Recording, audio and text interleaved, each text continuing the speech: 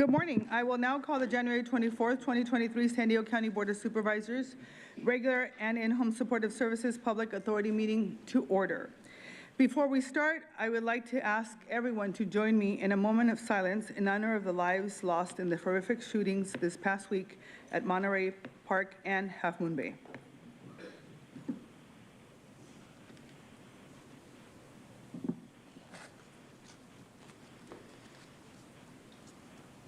Thank you. Now I would like to take a moment to acknowledge the land that we call home. There are communities in the San Diego region that face unjust conditions and circumstances related to the environments in which they live. The tribal nations of the San Diego region are an example of one community that has historically faced such injustices. We acknowledge the harmony that existed between the land, nature, and its original peoples, who have since endured displacement, persecution, and systemic oppression. We pay our respect to the unceded territory and homelands of the 18 tribal nations in our region, the most in any county in the United States, from our cultural groups, the Kumeyaay, the Igueño, the Luiseño, the Cupeño, and the Cahuilla.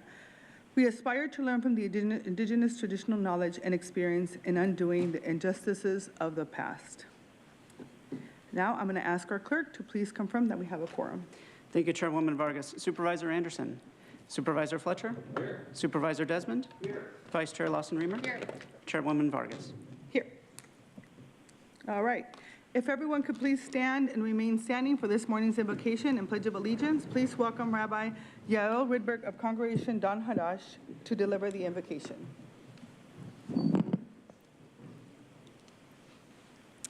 Good morning, and thank you for the opportunity to be with you, Chair Vargas, Vice Chair Lawson-Remer, supervisors, and citizens of the beloved community of San Diego. We stand together this morning sharing in the sacred grounding of the land of the indigenous nations. In these early weeks of the secular New Year, when Jewish communities all over the world read the sacred story of the Exodus from Egypt, we situate ourselves in a universal tale that challenges tyranny, liberates the oppressed, journeys into the promise of the future, and inspires all people to act in service of the greater good. We call to mind the central question our ancestors imagined future generations would ask in every age. What does this service mean to you? What is the sacred vocation that comes from being part of something greater than every individual? What does the commitment to make our neighborhoods, our counties, our city safe, healthy, thriving, and connected look like? A commitment made by our elected leaders and carried out by each citizen who calls San Diego home.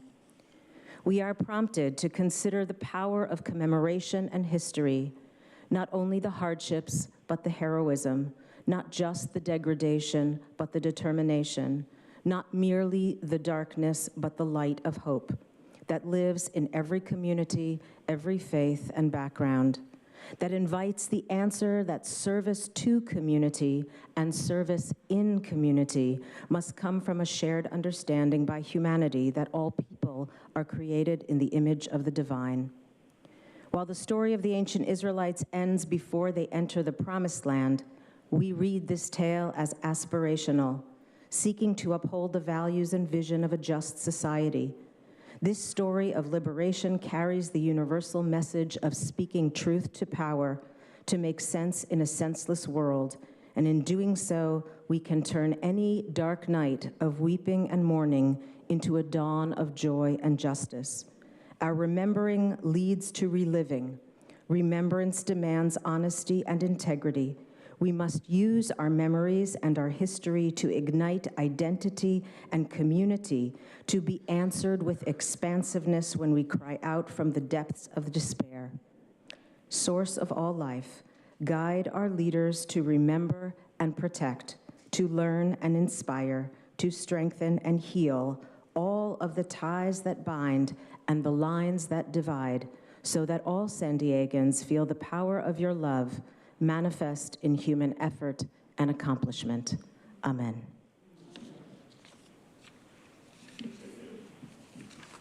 Please remain standing for the Pledge of Allegiance, which will be delivered by Connie Marcus, 6th grade class from Silver Wing Elementary School.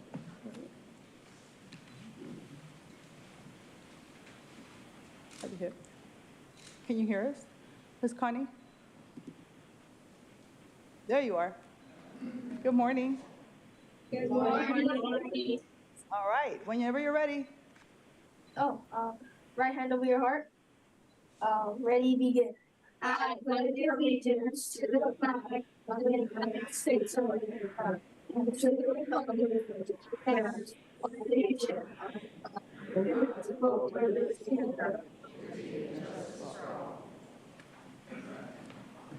Thank you. We're going to now proceed with our proclamations. Everybody can go ahead. I will present the first proclamation honoring National Blood Donor Month, and accept the proclamation will be CEO of the San Diego Blood Bank, Doug Morton.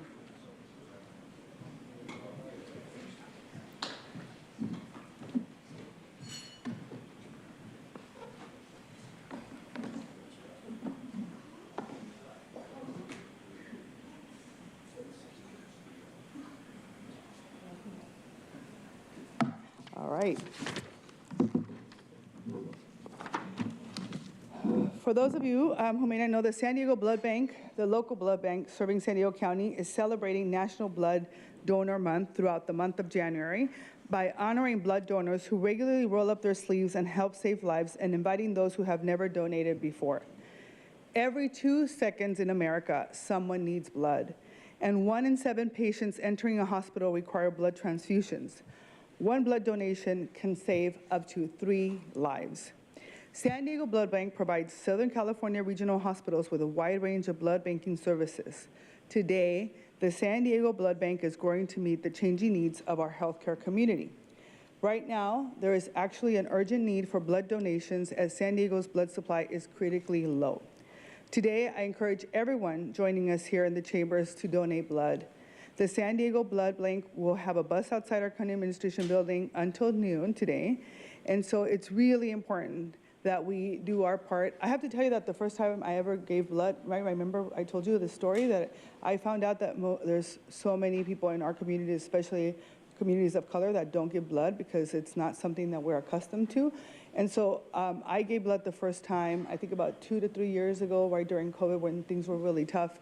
It's an easy process. They treat you really well. Everything is safe and healthy. So I really want to encourage folks to make sure that you become part of that process, because our communities need to be included in this. So I'm really excited today to be able to proclaim that all the members of the San Diego County Board of Supervisors, that they commend San Diego Blood Bank for their outstanding service, leadership, and commitment to the prosperity of all residents, and do hereby declare the month of January 2023 to be National Blood Donor Month through San Diego County.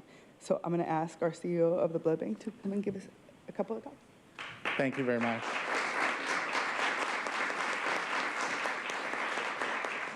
On behalf of our staff, many of our management teams here today, and all our blood donors and volunteers, I just want to say thank you to the county. For many years, the county has been very supportive of blood donation throughout the county. I just want to say thank you. Chair Vargas, thank you for coming for a tour and really see what happens behind the scenes. People think sometimes you give a unit, it just goes out the door. There's a lot of work that happens from our lab folks in the back. And so I'd invite anyone that's interested to come in for a tour. We'd be happy to welcome you, supervisors. Sunday morning, we got a call, unfortunately, that call that says we need help. We need blood for the shooting that happened up in LA. And it's just a reminder that the need for blood just never stops. And it's not just traumas like that. It's also, there are patients that rely on blood every 2 to 3 weeks routinely for a life-saving transfusion. So again, I just want to say thank you on behalf of everyone at the San Diego Blood Bank, for the county, for your support, and encourage everyone to donate blood. Thank you.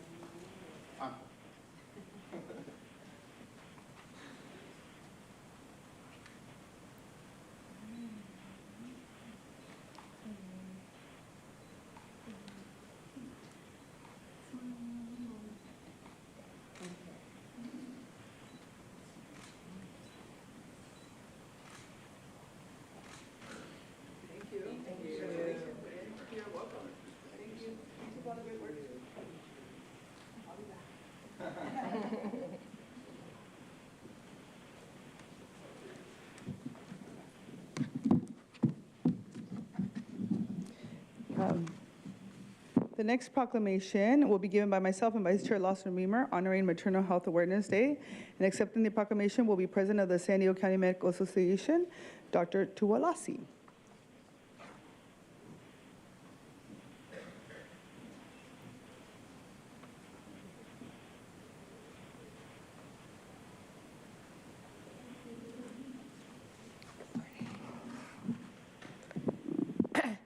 So I just want to say, as a mom, I feel like I've been waiting all year for this proclamation. But in all seriousness, parents want to give everything they can to their children. And I can only show up to be the best parent I can be if I'm the best I can be, from mental health to physical health to sleep or lack thereof. And that journey continues to this day. But it started before my daughter was even born, when I was pregnant and receiving care from a medical provider, and also in the months right after she was born. So I personally feel so frustrated and sad when I see the significant disparities in maternal health outcomes in our region. Like Chair Vargas, I support the need for programs and research that show promise in improving maternal health outcomes and reducing these disparities.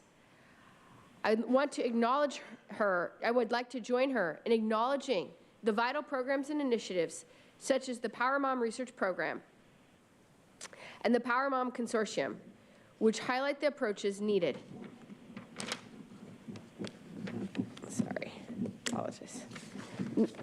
Which highlight the approaches we need to answer important questions and help identify what contributes to a healthy pregnancy. We do have more work to do to uncover patterns in healthy pregnancies and to be more inclusive of all pregnant individuals.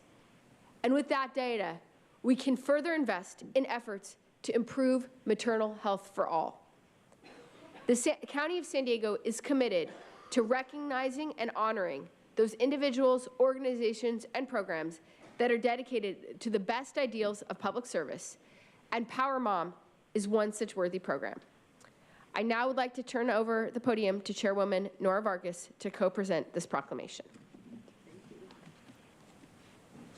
Thank you, Vice Chair Lawson Reamer. We are so honored to recognize the innovative work of Power Mom, the research and work to highlight the approaches needed to ensure the health, safety, and well-being of pregnant individuals. It is so important to highlight significant disparities in maternal health outcomes. In San Diego County, nearly 10% less prenatal care exists among African American and Native Indigenous populations, 6% less prenatal care among the Hispanic population, and preterm birth rates are up to 5% higher among selected ethnicities. So not too long ago, I stood on the other side of the dais working in the healthcare industry and attended these meetings to advocate for increased funding and investments to erase the disparities in maternal healthcare outcomes. Addressing and advocating for Black maternal health was a project near and dear to my heart that I worked on during my time at Planned Parenthood. As of 2019, thanks to the work done by the Black Infant Health Program, African American infant death mortality rates have reduced from double to single digits. Today, our County Board of Supervisors supports the need for these programs and research that show promise in improving maternal health outcomes and reducing disparities. Power Mom is committed to uncovering patterns in healthy pregnancies, inclusive of all pregnant individuals, and in order to reduce adverse maternal health outcomes, action must be taken and the need for further investments in efforts to improve maternal health care are recognized. That is why the work of Power Mom strives for every day is so important. Therefore, on behalf of the Board of Supervisors, we are honored to recognize Power Mom for their tremendous life-saving and quality of care work through their maternal health services, and are proud to proclaim Maternal Health Awareness Day throughout the County of San Diego. And it is my pleasure to present this proclamation to Dr. Tulawasi Ayan. Congratulations.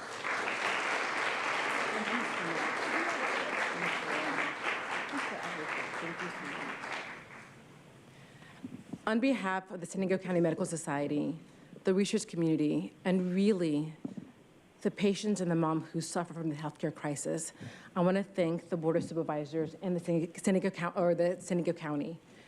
The work that this Board of Supervisors and the county is doing to raise awareness of this issue, the health disparities and this crisis is paramount. With this proclamation and by calling attention to this day and this awareness, we can actually touch the people and reach the people that are affected by this crisis and start to do something about it. For the first time, mental health and the disparities that come from it have been one of the most common causes of death, pregnancy-related death, in white, Hispanic, and Native American populations. Second, we know that cardiovascular and heart diseases continue to be one of the most common causes of death in the Black maternal health community. By collecting data, by working with our community to find out why, using innovative research, by bringing research to this population, by working with this community, we can find out why and actually make a difference. Working with our community, working with our county, we can make a difference. This proclamation is the first step, and I thank you. Thank you so much.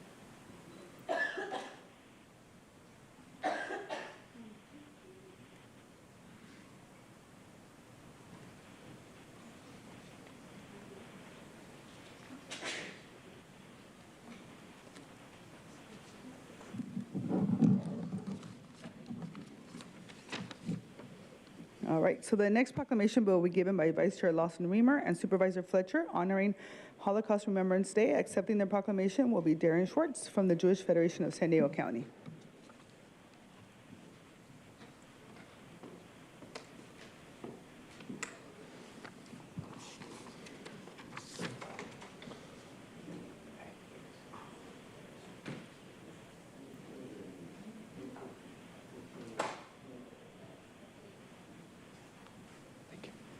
Come on up, please, right here.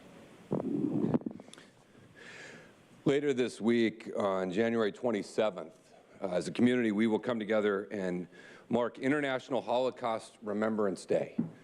This is a day that we come together to honor the 6 million Jews and 5 million others that were systematically murdered by the Nazi regime. This day is a solemn occasion to reflect on humanity's darkest days. It is also a moment we remind ourselves of what can happen if hate is allowed to go unchecked and unanswered. This day is a reminder that we all have a responsibility to never forget the lessons of the Holocaust. When we see hate speech and white supremacy, nationalism, and anti-Semitism, like we are seeing growing across our communities and society, when we see these things, we're reminded of the work that remains to hold true to our promise in the aftermath of the Holocaust, the promise of never again. Throughout society, there are growing corners of far-right social media that traffic in conspiracy theories, many of them questioning the basic premise, did the Holocaust actually happen? Same voices that are promoting white supremacy, racism, glorifying Adolf Hitler and Nazism, and continuing to attack the members of our Jewish community. This is offensive to the values that each and every one of us hold dear, and we must do everything possible to root out this evil and shine a light on the historic truths and the basic values that should bring us all together. We are incredibly honored to have with us here today Holocaust survivors, along with those active in our Jewish community, those on the front lines tackling anti-Semitism. And in particular, we're honored to have Mr. Ben Medler, a Holocaust survivor, here with us today.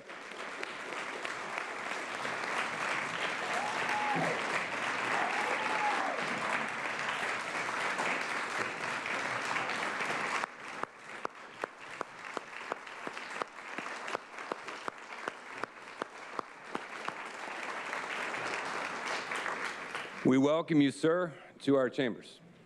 We recognize and honor your life, what you endured, what you lost, and we use it as motivation so that we can never forget. International Holocaust Remembrance Day reminds us of the obligation that we have to the generation that endured the unthinkable, to ensure in the future that it remains unthinkable. It reminds us to teach future generations about the lessons learned, and that's why later today we will be putting forward a proposal to increase Holocaust education through an exhibit on county property, to tell the stories in a visual way, in a graphic way, in an audio way, in a learning way, so that the public can continue to see and feel and experience the horrors of this, and that we can continue to be reminded of the work left to do. Wherever anti-Semitism lives, and we have dozens of reported instances right here in San Diego County. In the same county where this is happening, we have to commit ourselves to tackling that through love, through education, through engagement, through standing together. I want to thank the Jewish Federation. I want to thank the Holocaust survivor community. I want to thank the broader Jewish community in San Diego County for supporting this effort and being here today. We support you. We stand with you. We will be an ally and an advocate in continuing the fight. I want to thank Rabbi Rydberg, who opened our board meeting today in prayer. I want to say a special thank you to Darren Schwartz of the Jewish Federation for being here, and of course to Mr. Midler for being here as a living testament to the tremendous atrocities that occurred. I'm honored to be joined in this effort by my friend and colleague, Supervisor Lawson Reamer, and I'd like to turn it to her at this point. Thank you, Supervisor Fletcher. This is a time to reflect on the atrocities of the past and make a firm commitment that this generation will not stand idly by against anti-Semitism and other forms of hate. As many of you know, this is personal to me. 3 of my great-grandparents fled to the United States, escaping the torture and mass killing of Jews in Ukraine, Lithuania, and Austria-Hungary. Holocaust Day of Remembrance means something to me and to my family. And though I'm fortunate to be here today, no one should ever face these horrors. We must rise up against anti-Semitism and bigotry.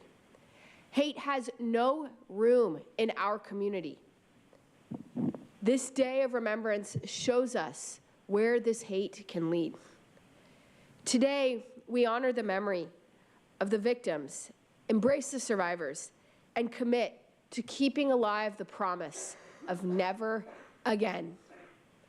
I am proud of partners like the Jewish Federation of San Diego, who play a crucial role in our community and are a beacon of hope. Thank you, Chair Fletcher.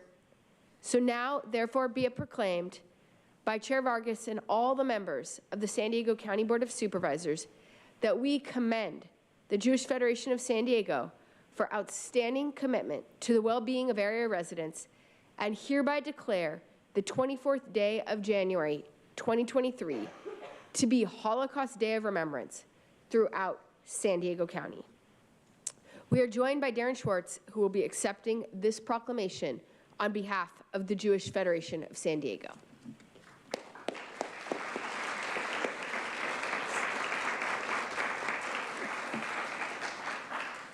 Thank you so much. Thank you to the supervisors. My name is Darren Schwartz, and on behalf of the Jewish Federation and the Jewish community, we gratefully appreciate this. San Diego is home to about 400 Holocaust survivors. I'm joined in the audience today by some great agencies that care and provide education. We have Jewish Family Service that cares for hundreds of Holocaust survivors struggling to make ends meet each and every day. We have the Anti-Defamation League in here that educates teachers and students about no place for hate and learning the lessons of the Holocaust. Our time with Holocaust survivors, hearing firsthand testimony, is incredibly limited.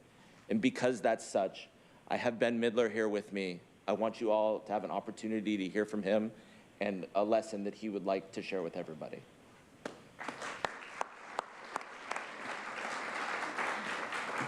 My name is Ben Midler. We're here in a club, New Life Club, some Holocaust survivors. They started the club in 1960. There were over 100 people. Today we are 35. Give you an example, these people are dying out. I'm we going to every place, wherever we're called, we're going to speak about the Holocaust. There's no place, we even went, in August, we even went to a college station, to a college over there, MI or AMA, I don't know which one's it called, to speak to 700 people. We never stop talking. People, a lot of people don't know. I want to tell you one thing. I'm now independent living in La Casta Glen, and people over there over 70 years old, and they don't know about the Holocaust. So that's why we have to have some place to start with the exhibit. In the long run, we should have a museum in the city so people could know that there's a Holocaust. They put in a small letter, article in the newsletter, that I'm a Holocaust survivor, and everybody start asking questions. Could you imagine people of 70 and 80 years old didn't know there's a Holocaust? So we gotta make sure that everybody will know about it. I even wrote a book about the Holocaust, and everybody, wherever wants, there's on Amazon, The Life of a Child Survivor from Białystok, Poland. There's a lady from Poland even come to interview me. She wants to know how the Jewish youth in Poland before the war, how they lived. So you see, there's not only here, all over is the same thing. People don't know, and people should forget this Holocaust happened. We should never forget. Never. Thank you. I'll give you a hug. Thank you.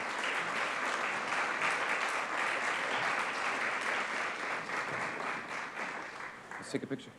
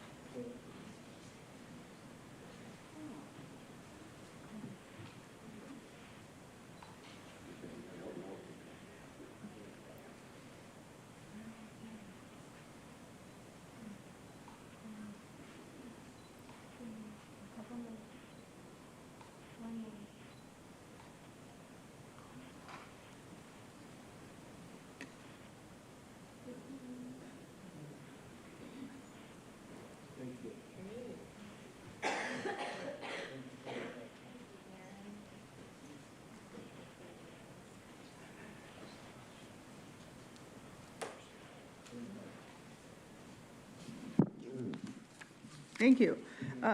The final proclamation will be given by Supervisor Fletcher honoring Carla Peterson. Accepting the proclamation would be Carla.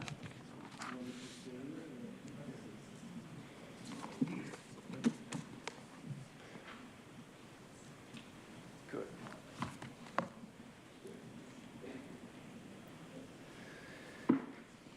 In 1985, recent San Diego State grad Carla Peterson had her first byline in the San Diego Union Tribune. It was a review for Tina Turner's new album, Who's Zooming Who? Which might mean something different today than it did in 1985, with the hit Freeway of Love. For the next 37 years, Carla would give San Diego a tremendous gift. 37 years of telling our stories. Over 5,000 stories, covering the serious, the sad, the sweet, the interesting, the lighthearted moments throughout San Diego. Doing it all with tremendous professionalism, with an incredible gift of writing, a tremendous sense of humor, and a unique ability to capture our lives and the world with a skill that is world-class. Carla arrived in San Diego in 1977 as a first-year student in SDSU. As she wrote in her farewell column, this small-town bookworm looked around the massive campus just off the roaring Interstate 8, the campus whose student population was almost as big as their hometown, and said to herself, well, this was a mistake. Luckily for us, she stuck it out. She was enmeshed with the Daily Aztec, other individuals at San Diego State who became her closest friends, and after graduating, she started at the UT, where she covered so many incredible stories. Carla had a gift of choosing subjects that might, on their surface, have seemed small, like the death of the endangered northern rhino Noah. But after reading that piece, you realize the enormous implications of something that might seem small here in San Diego. After Noah died, there were only 3 remaining northern white rhinos left. Today, there are only 2. She covered the agonizing years where the Chargers tortured us with the burning question of will they leave or won't they leave? But she did it with a heart and a humor that we needed. She highlighted unique San Diego small businesses, mourning the loss of independent art providers like the Ken Cinema. She celebrated the local wonders of Balboa Park, grunion running, and even enthusiastic Comic-Con fans. During the thick of COVID, when life was so difficult, I really appreciated the stories that Carla told of people and community groups coming together in such a difficult time to support one another. Libraries, community groups, arts organizations, everyone figuring out how to support each other to help tackle the isolation and the loneliness. Food being delivered on a big scale, or just the simple act of one neighbor looking out for their fellow neighbor. She even one day blended into the campus of UCSD to sit in the class of a politician turned professor. Whether she was writing about tough times, tragedy, something unique and touching and memorable, could be her San Diego staycation itinerary. No matter what it was clear to all of us that Carla Peterson loved San Diego. She has helped shape our narrative, and she has helped millions of people around the world see and understand the place that we call home. All of us who love San Diego as much as she does are incredibly fortunate that we had the opportunity for 35 years to see this incredible region through her eyes and through her talent. Carla, your retirement is well-deserved.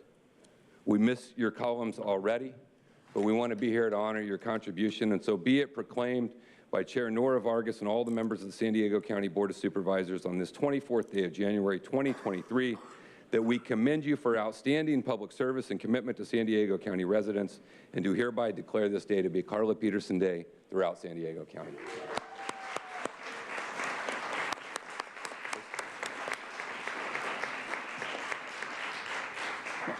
Thank you so much. I think someone needs to investigate how Carla Peterson Day happened, because I just don't know. I don't know if that seems right. I have to say first off that it's an honor to be here today among such distinguished fellow honorees. I feel very, very special to be here.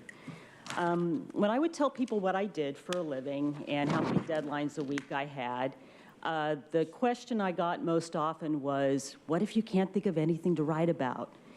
And I would always say San Diego would not let that happen. The thing about writing about San Diego is the thing that I think we all love about living here, is that there's always something wonderful happening. You can always find a positive story. You can always find an interesting person. You know, I could get up one day and maybe an artist would be making feminist piñatas, or maybe there would be a new baby at the safari park, or maybe Chicken Charlie found something new to deep fry. And I could always find a story.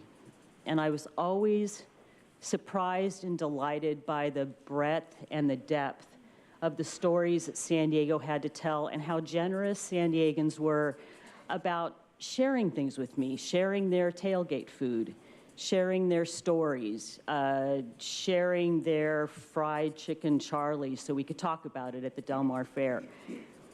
San Diego always surprised me. So I feel so grateful and so honored that this wonderful job that I had for so long is kind of coming to a close with a surprise I totally did not expect. So thank you to the supervisors. Thank you to my many editors and colleagues. Eduardo, hi. My editor, Michelle Parente, my editor, Laura Sacala, my daughter, Natalie, is out there. She's been a great sounding board, a great Comic-Con companion, and sharing in my luck. So thank you, San Diego. Thank you, Board of Supervisors. Thank you, Supervisor Fletcher. And thank you, San Diego, for everything. Thank you so much. Have your family friends come up. Take a picture. Come on.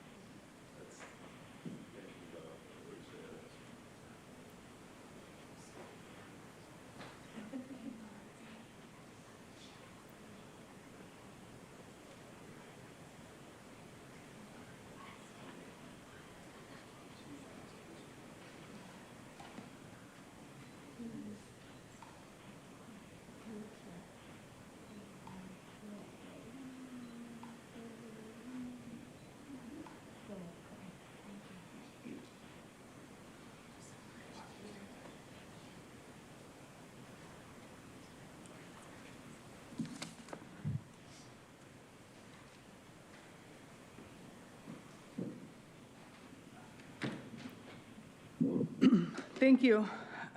Before we continue, as many of you know, last night our janitors went on strike because of requests that were not met by their employer or the contracting company. I'm very concerned at what is taking place on county property and the allegation against this contractor. I am disappointed that it came to this. Our county workers, including our contracted workers, are a priority for me, and I value their work. Since this labor dispute came to our attention, our county team accelerated the process to investigate the allegations and take appropriate measures.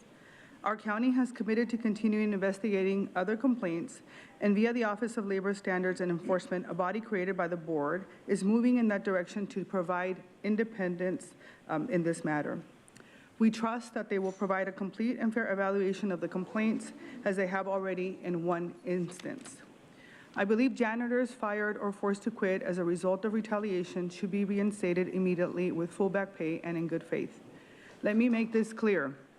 I will not cross the picket line where there's a strike taking place. I want to thank the janitors that graciously agreed to a 2-week cooling off period this morning to allow the county to act and to have an opportunity to come back to the negotiating table. I am committed to seeing that through. That is why I'm bringing forward a board letter so that the board can discuss the janitorial services contract and take appropriate action. I'm inviting the janitors today into chambers to open up our meeting. Our county is committed to creating a safe and healthy environment for all workers, and we expect our contractors to do the same. Como muchos de ustedes saben, anoche nuestros consejes se declararon en huelga por solicitud que no fueron atendidas por la empresa contratante. Estoy muy preocupada por lo que se está ocurriendo en el condado y las acusaciones contra este contratista. Estoy decepcionada de que haya llegado a esto la situación. Más que nada, nuestros trabajadores del condado y nuestros trabajadores contratados son una prioridad para mí y valoro su trabajo. Desde que esta disputa laboral llegó a nuestra atención, nuestro equipo del condado aceleró el proceso para investigar las denuncias y tomar las medidas apropiadas. Nuestro condado se ha comprometido a continuar investigando otras denuncias y por medio de la Oficina de Cumplimiento y Normas Laborales, un organismo creado por esta Junta de Supervisores para que trabajara en este asunto independientemente. Confiamos en que proporcionarán una evaluación completa y justa de las quejas como ya lo han hecho en un caso en particular. Creo que los consejeros despedidos u obligados a renunciar como resultado de represalias deben ser readmitidos de inmediato con el pago retroactivo completo y de buena fe. Debo enfatizar, no cruzaré las filas mientras haya una huelga, pero quiero agradecer a los conserjes que gentilmente aceptaron esta mañana crear un periodo de reflexión de 2 semanas para permitir que el condado actúe en buena fe y tenga la oportunidad de volver a operar. Me comprometo a dar una resolución a esto y es por eso que presentaré una carta a la Junta de Supervisores para que podamos evaluar el contrato de servicios de limpieza y tomar las medidas apropiadas. Hoy invito a los conserjes a la Cámara hoy para abrir nuestra reunión. Nuestro condado está comprometido a crear un ambiente seguro y saludable para todos los trabajadores y esperamos que nuestros contratistas hagan lo mismo. Como presidenta de la Junta de Supervisores del Condado de San Diego y defensora de toda la vida de las familias trabajadoras, creo que todos los trabajadores merecen trabajar en un entorno seguro y saludable. Yo me comprometo no solamente en escuchar el progreso, pero en mantenerlos informados. So as chairwoman of the Board of Supervisors for the County of San Diego and a lifelong advocate for our working families, I believe all workers deserve to work in a safe, healthy environment. I expect to hear progress, and will make sure that I report back to all of you. With that, we're now going to proceed with non-agenda public communications. This is an opportunity for the public to address the board on subject matters within the board's jurisdiction, but not an item on today's agenda. The only action that the board may take is a referral to the Chief Administrative Officer. Reminder that according to the Rule 4A, members of the public that are non-English speaking and need interpretation and assistance will get twice the allotted time for their comments, which is 4 minutes. To better facilitate the meeting, we'll have 5 speakers in person, 5 speakers via phone, and the rest of non-agenda public communication will be heard at the close of today's meeting. I do want to remind everyone that according to the board rules and procedures, audience members shall not whistle, clap, stomp feet, or anything that disrupts the proceedings. Please, we're going to go ahead and now ask the clerk to call the first speaker. Thank you, Chairwoman Vargas. We have 30 requests to speak on matters not listed on the agenda, 17 in person and 13 requesting to speak by phone. For those that requested to speak via phone, please dial into the conference line now using the instructions that were provided to you. We'll begin with the in-person speakers, and as the chairwoman indicated, we'll be calling the first 5 speakers. As your name is called, please come forward and stand against the east wall under the murals until it is your turn to speak. You'll have 2 minutes to address the board. I'd like to invite forward the following individuals: Luis Marquez, Irma Torres, Sofia Martinez, Yolanda Rodriguez, and Alejandra Hidalgo. If I've called your name, please come forward. And I'll ask you to please state your name for the audio record.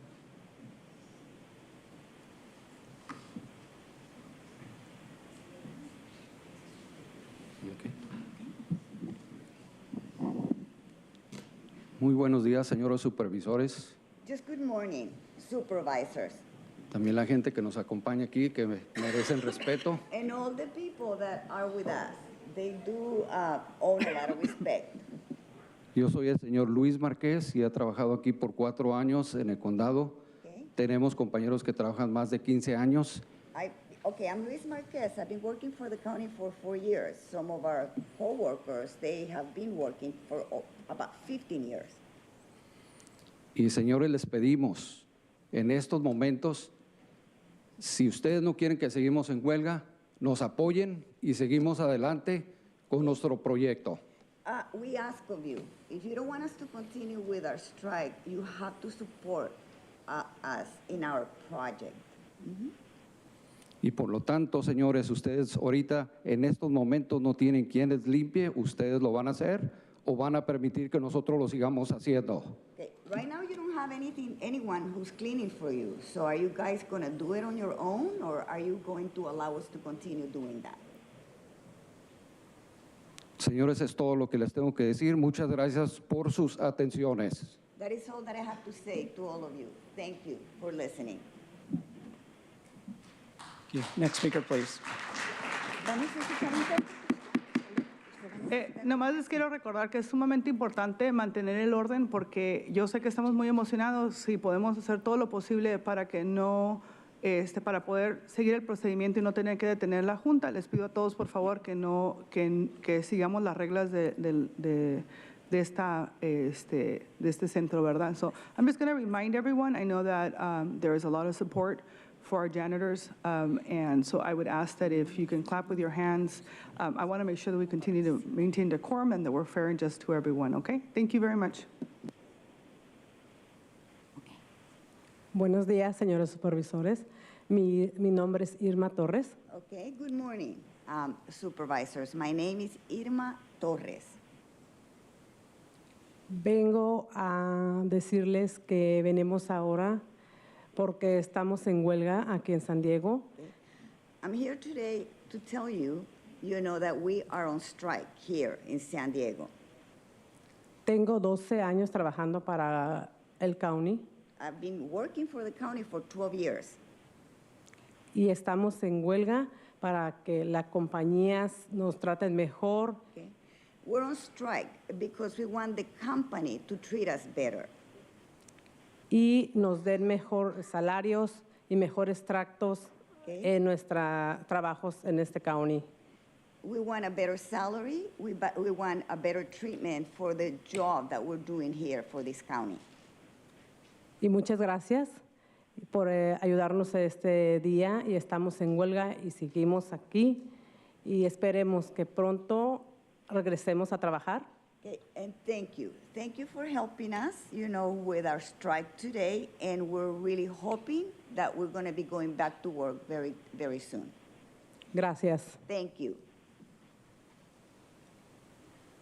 Next speaker, please. Primero su nombre. Buenas tardes, mi nombre es Sofía Martínez, tengo 10 años trabajando para el county y yo... Okay, good morning. My name is Sofía Martinez. I've been working for the county for 10 years. Y yo fui una de las afectadas y vengo a darle las gracias que sí se fijaron en mi pulmón y no en el dinero. Okay, and I was one of the affected parties, and I want to thank you, because you concentrated on the problem that I had in my lung and not on the money. Y gracias por hablar español, porque yo estoy criando un hijo que es americano y todos sabemos que aquí todo es blanco. Okay. And thank you for speaking Spanish. I am raising a son, he's white, and as we all know, everything here is white. Y a él le enseño que hay que hablar y no tener miedo. I am teaching him that he needs to talk and not be afraid. Y no pelear con golpes, sino con palabras. And not to fight with hitting, but to fight with words. Porque yo aquí vine a pelear por mis compañeras, por mí. Okay? Because I'm here to fight, for my coworkers, and I'm here to fight for myself. Para que tengamos un mejor trato. So we can have a better treatment. Nos regrese nuestro trabajo. And that, we can get our job back. Y nos den nuestro salario caído. ¿Salario qué? Salario que no nos ha pagado. And Hemos perdido. And we want our salary, the one that we haven't gotten, the one that we have lost. Y tengamos una unión, un sindicato para que nos proteja y no vuelva a pasar lo que pasó conmigo. Okay, and that we should have a union, to go ahead and protect us so what happened with me won't happen again. Y muchas gracias, se agradece a todos. Thank you so much. We're grateful to all. Su nombre primero. Me llamo Yolanda Rodríguez, buenos días. Tengo 6 años trabajando aquí como janitor en el condado. My name is Yolanda Rodriguez. Good morning. I've been working for the county here for 6 years. Pedimos que nos den un trato digno a los trabajadores que estamos aquí. Estamos en huelga, simplemente que lleguen compañías que nos traten con respeto y dignidad. I'm here because, as you know, we want a better treatment. We're on strike, and we just want to be treated, dignified, and we want a better treatment for the companies, for us. Queremos un sindicato. Gracias. And we would like to have a union. Thank you. Su nombre primero. ¿Qué dijo Belinda? Buenos días, supervisores, y también a la gente presente. Good morning, supervisors, and always good morning to all of you who are present here. Mi nombre es Alejandra Hidalgo. Alejandra Hidalgo. My name is Alejandra Hidalgo. Trabajo aquí como janitor por más de 4 años. I've been working here as a janitor for over 4 years. Estoy aquí primero por mí, por mi hija que tengo de 2 años. And I'm here. First of all, I'm here for myself and also for my daughter, who's 2 years old. Sí. Y por mis compañeras. And for my coworkers. Por mi hija lo estoy haciendo porque quiero que ella sepa que cuando esté más grande, tiene ella la oportunidad, que siempre tiene una oportunidad de hacer algo. Okay. For my daughter, because I want her to know that she has the opportunity. She has the opportunity of doing something with her. Mm-hmm. Por eso estoy aquí. And that's why I'm here. Que siempre tiene uno una oportunidad. Because one always has an opportunity. Ahora estoy sin trabajo, estoy en una huelga, pero... Right now, I don't have a job. I'm on strike. Pero estoy aquí con miedo, no lo voy a negar. Okay, but I'm here. I'm afraid. I'm not going to deny it.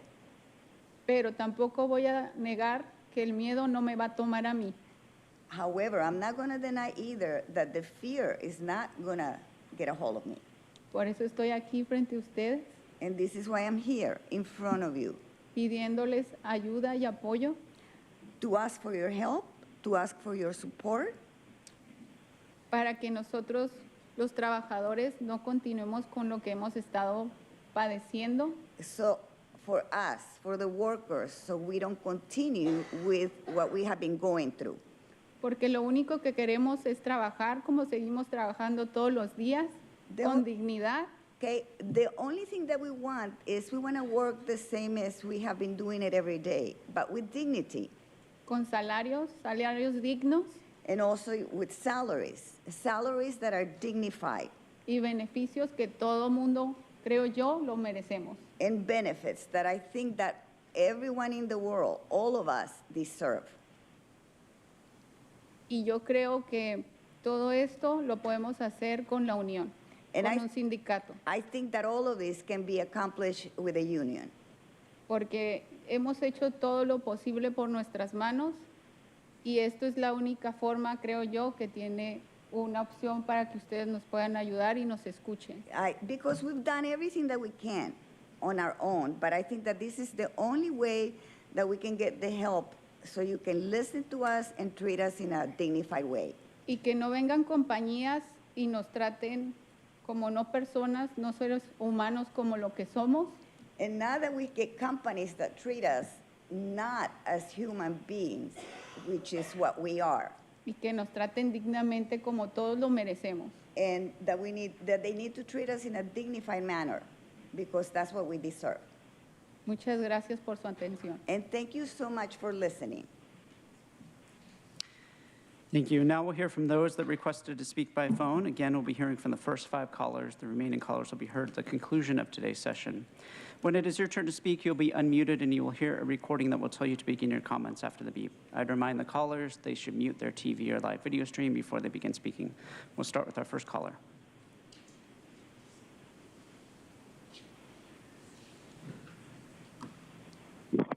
Kevin Stevenson. Hi, so I would like to congratulate Chair Nora Vargas on recent becoming the chair of SANDAG, and I would just like to take a minute to talk about why it is so important for us to get improved public transportation, because, like it or not, we live in a collective society. We can pretend all we want that, my gas-powered vehicle is going to get me everywhere I want, but you know, not everyone can afford a car. And you look at every other developed country around the world, especially in European countries, they have adequate public transportation that takes them everywhere they want to go, and they don't complain, I don't have my own big pickup truck to drive everywhere. So to all those Republicans on the board that just walked out in a little temper tantrum, including my mayor, Dane White, shame on you. We're watching. We, up here in North County, do not like that we do not have adequate, we do not have good representation on that board. And when I say good representation, I'm not talking about, we don't have the same number of representatives as the giant city of San Diego. I'm not upset that we don't have like more representation per capita. No, I think San Diego should have more people because, well, I think the weighted vote is the most logical way to vote proportionally to the population of the county. No, when I mean good representation, I mean we don't have good people on the board because we keep electing lousy representatives to represent us in our city councils, and we need to get our act together for electing better. Now hear from the next caller.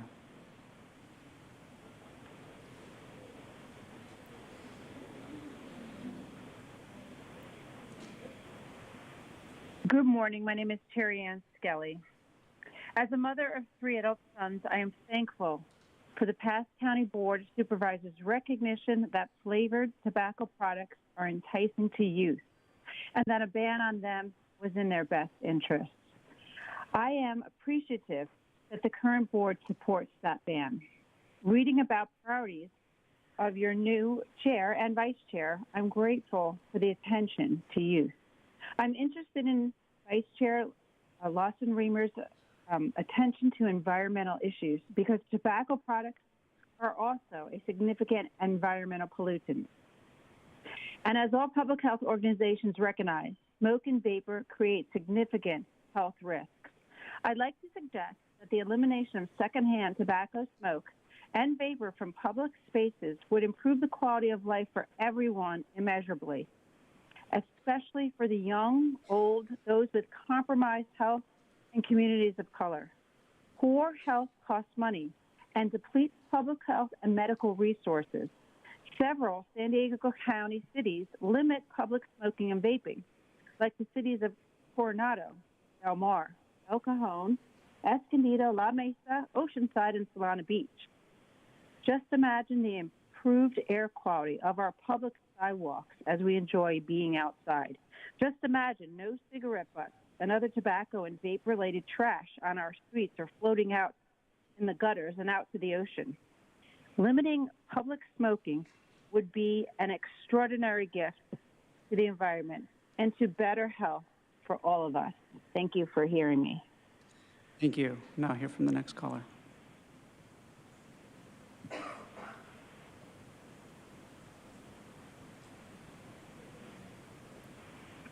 Hi, can you hear me okay?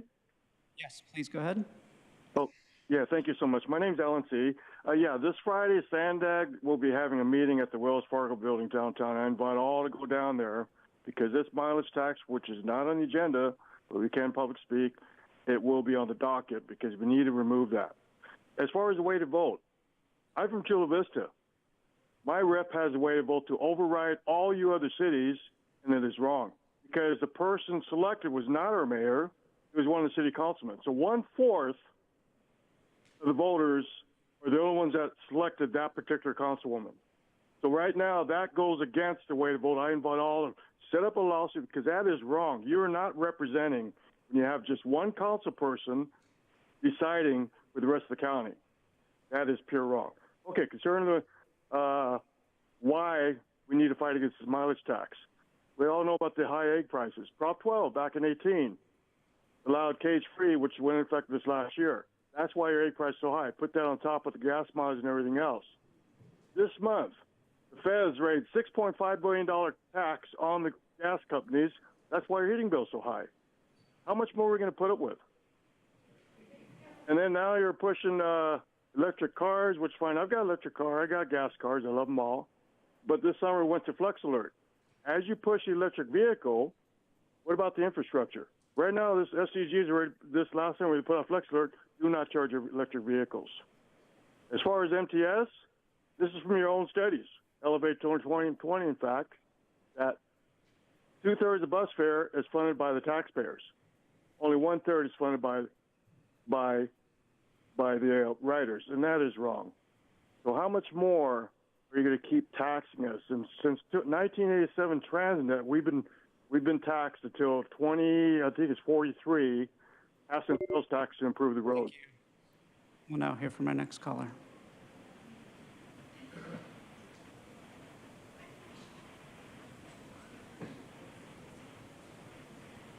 Good morning. This is Peggy Walker. My work centers on teaching children healthy lifestyles, including the avoidance of alcohol, tobacco, marijuana, and other drugs. We know the damaging impact of high-potency THC on youth, young adults, pregnant women, and fetuses, and that ingestion of edibles by very young children has become a pediatric crisis. But I wanted to share today that now seniors are heavily impacted too. According to a new UC San Diego study, Stone seniors are visiting ER rooms in unprecedented numbers. 366 Californians 65 and older visited ERs in 2005 for pot-related concerns. But by 2019, that figure skyrocketed to over 12,000. That's a 3,200% increase. Data for 2022 undoubtedly will show another increase. The study attributed the steep rise to seniors overindulging in edible products like gummies. Dr. Benjamin Hahn, the study author, wrote, as people get older, their bodies are more sensitive to concentration. Further, seniors are at higher risk for adverse health effects associated with psychoactive substances, are often ignorant regarding marijuana interaction with prescription drugs, and don't take marijuana seriously regarding side effects. So I share this today because it illustrates the urgent need for policies to protect every age group with better regulations, including THC caps and information regarding THC's harm for maternal health and its harmful interaction with prescription drugs. Thank you very much. Thank you. We'll now hear from the final caller this morning.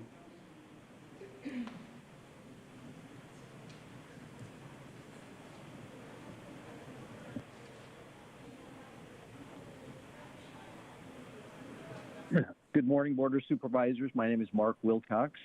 As a grandfather and father, I watched over our family the last 3 years, encouraging them to stay fit and to avoid activities like smoking and vaping that would weaken their lungs, and to avoid secondhand smoke and vapor.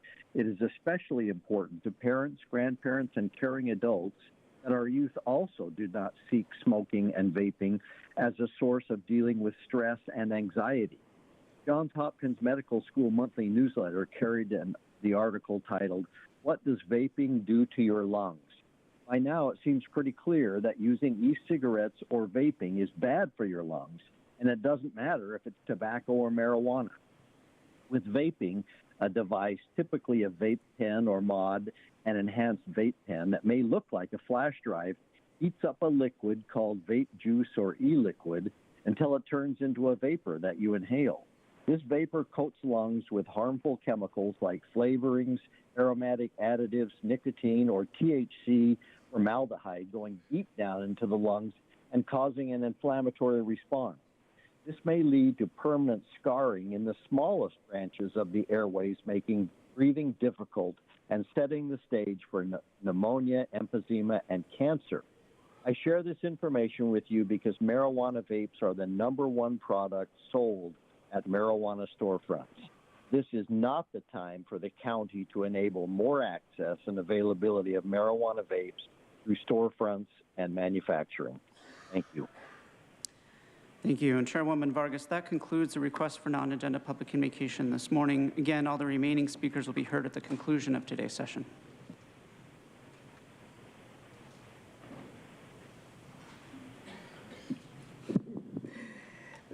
Thank you. The next item on our agenda is the approval of the minutes statement of proceedings for the regular board and County of San Diego redevelopment successor agency meeting of January 10, 2023. Is there a motion to approve?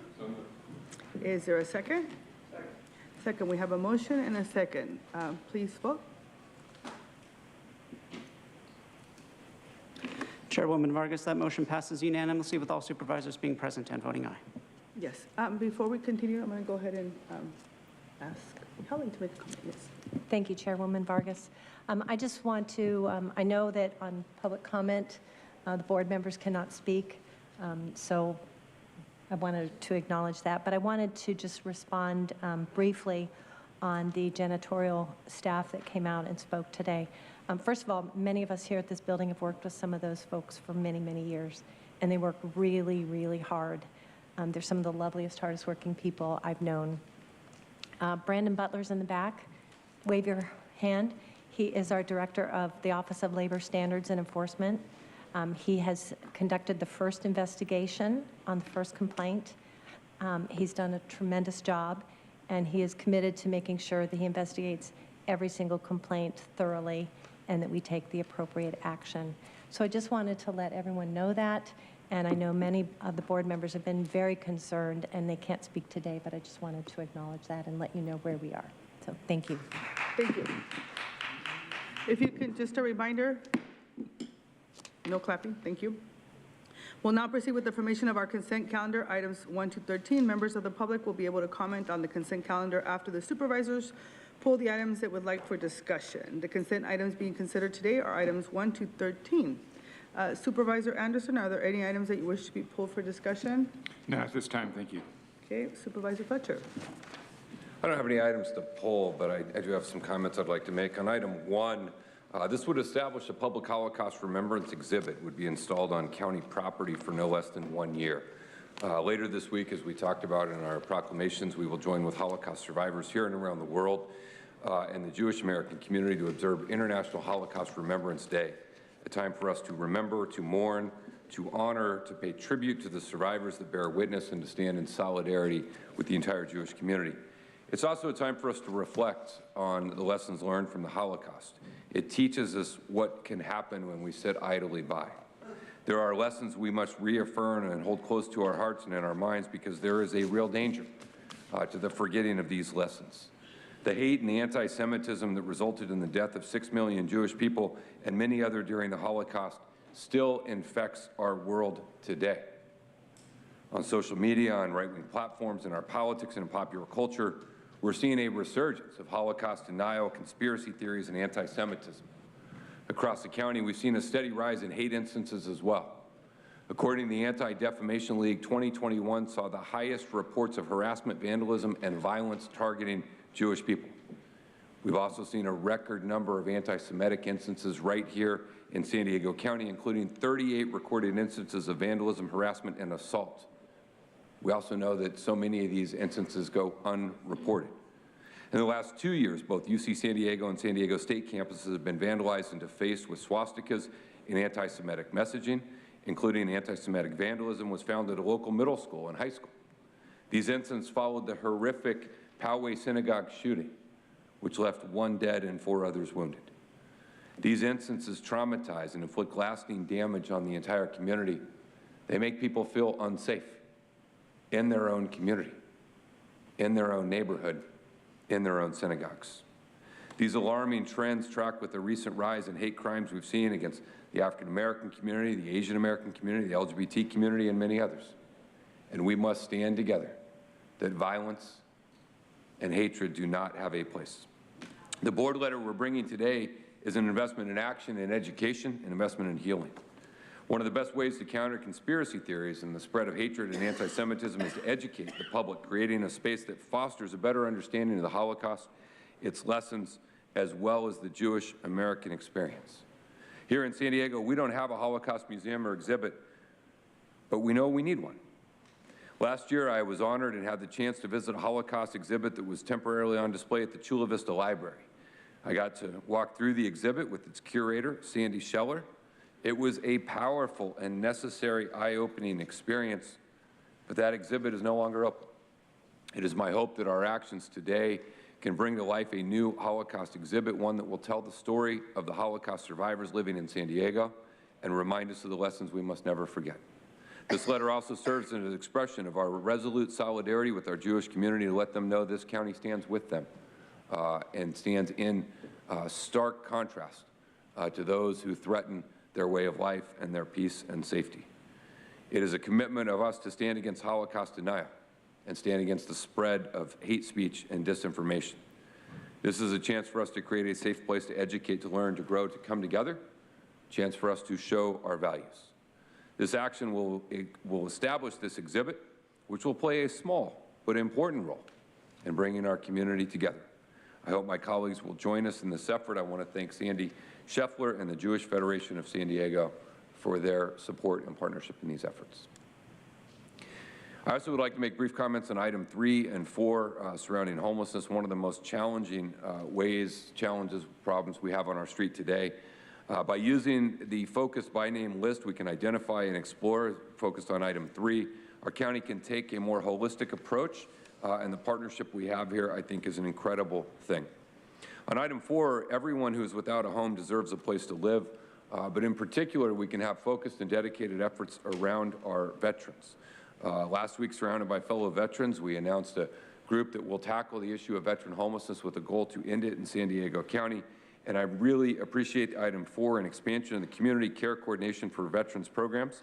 This expansion will allow veterans with current or recent justice involvement who are experiencing homelessness to be connected to housing and services. This is a really important step. On item 11, I want to thank Supervisor Joel Anderson for supporting our efforts to create a regional firefighter memorial.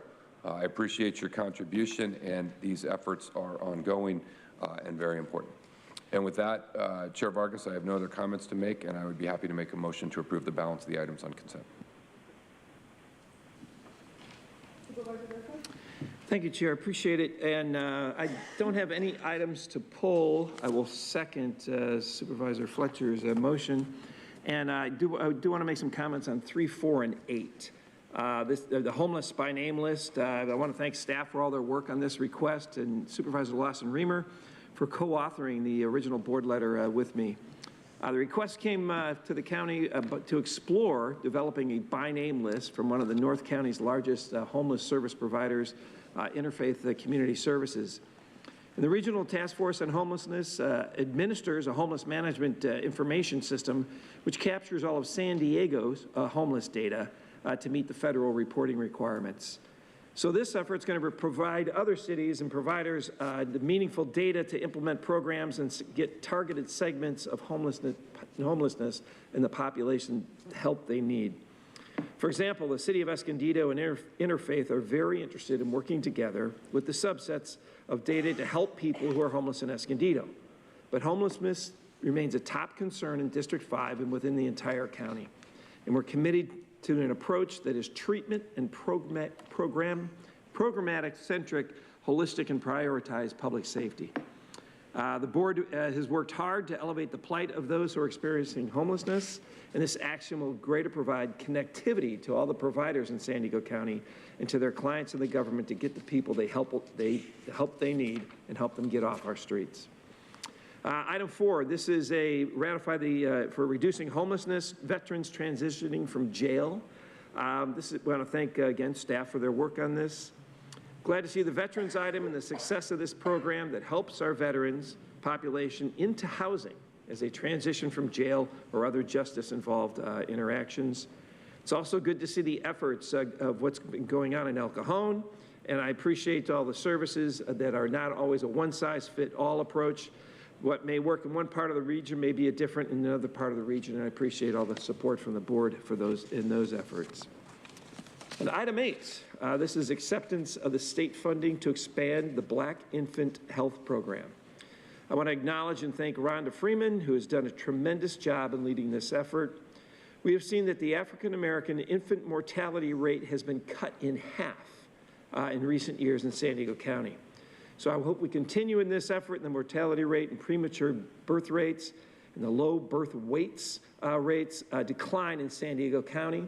And I'm confident that we will, with the help of Rhonda at the helm and the continued effort here by this board and the entire county. So with that, Chair, thank you very much. Vice Chair Lawson-Remer. Thank you so much. No items to pull, just a couple of remarks. So first on item 1, I just want to thank Supervisor Fletcher for moving this forward and committing funds from your budget to make this happen. The discrimination faced by the Jewish community is real, but it's often not tangibly and visibly present for all of us to see. And so it's really important that we have these kinds of memorials in order for us to never forget. And this is such an important investment, so thank you so much on this front. On item number 3, first of all, thank you, staff, for your diligent work. I agree with the recommendation to partner with RTFH on a by name list. It's really important that we do lean into these regional solutions for homelessness. Our board and at the county has, for the first time historically ever, really begun prioritizing homelessness, and we've been working on this diligently. It's so important that we continue to move this forward. You know, one of the things about a by name list is it really centers human dignity for people experiencing homelessness. Instead of just referring to someone as a number, understanding their history and the trajectory that they've walked and faced so that we can really find solutions that work for each individual. So this is a vital initiative to move forward, and it's entirely appropriate and right to do this in partnership with RTFH so that we can take a regional approach to this challenge. On item 5, this is just wonderful news. You know, it's really, really sad when you think about what happens to kids, transitional age kids who age out of foster care with no support and no family. And we know how difficult it is for young people to get started in life, facing everything from trying to figure out how to navigate education to getting a job to just even figuring out how to get housed and stably housed in a very expensive community of San Diego. We know that 31% of transitional age foster youth in California experience homelessness. And this program, the data looking backwards on this program, puts that down to about 2%. So looking at kind of radically effective interventions that can really be transformative in the lives of people who don't have other resources, don't have family to turn to. And this is exactly why we have the county. This is exactly why we have these kinds of support networks and support safety nets is for people who need this help in these difficult moments. So I'm really happy to see this moving forward. On item 6, just again, more great news. We know we have a shortage of 7,000 behavioral health workers to meet our current need, and that's why recognizing, recruiting, and retaining our workforce is so vitally important.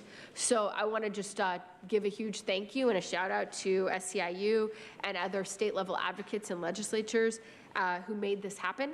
We are grateful. We're grateful to the workers who are on the front lines every day serving our community, and grateful for the advocacy at a state level to make sure we have the resources to retain our workforce. So thank you so much for that work.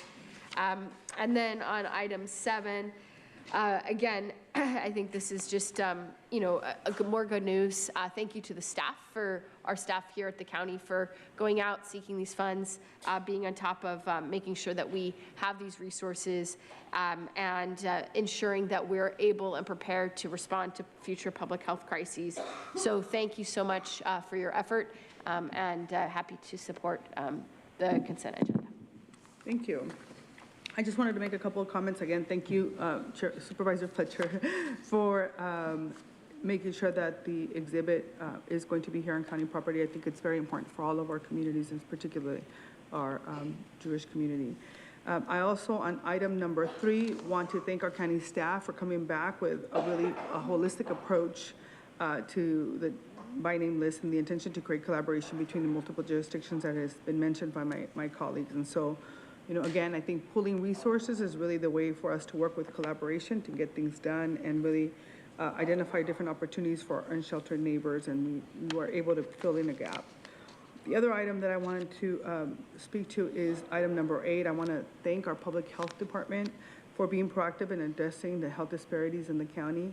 And I think, as many of you know, as I mentioned before, during my time at Planned Parenthood, I really worked hard on trying to make sure that Black maternal health was addressed. It's an issue that is really important and near and dear to my heart.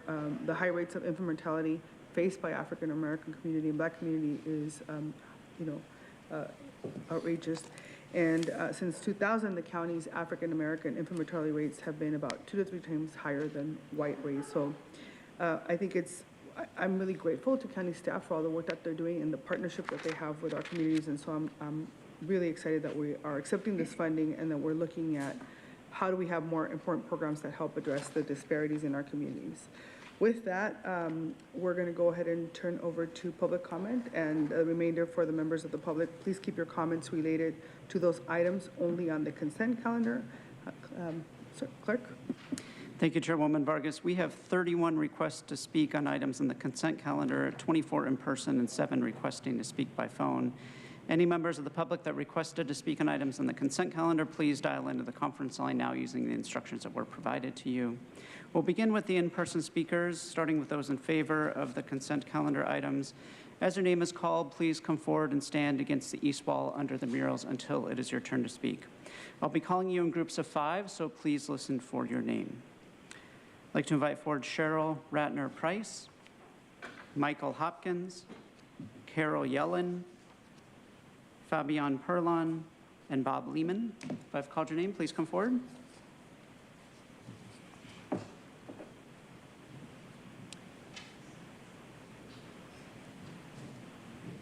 And for our speakers, you'll have 2 minutes to address the board. I'll ask you to please begin by stating your name for the audio record, and also please identify which agenda item you're speaking on the consent calendar. Thank you. Good morning, everyone. I'm Cheryl Ratner-Price. I'm Executive Director for the Butterfly Project, and I'm speaking on agenda item number 1. And I want to thank Supervisor Fletcher and for the County Board of Supervisors in bringing this forward.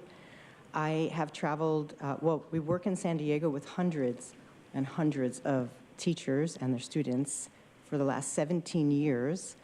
And Holocaust education is not easy, but it's necessary and essential. It's not a one and done kind of program. It's age appropriate. It needs to be age appropriate.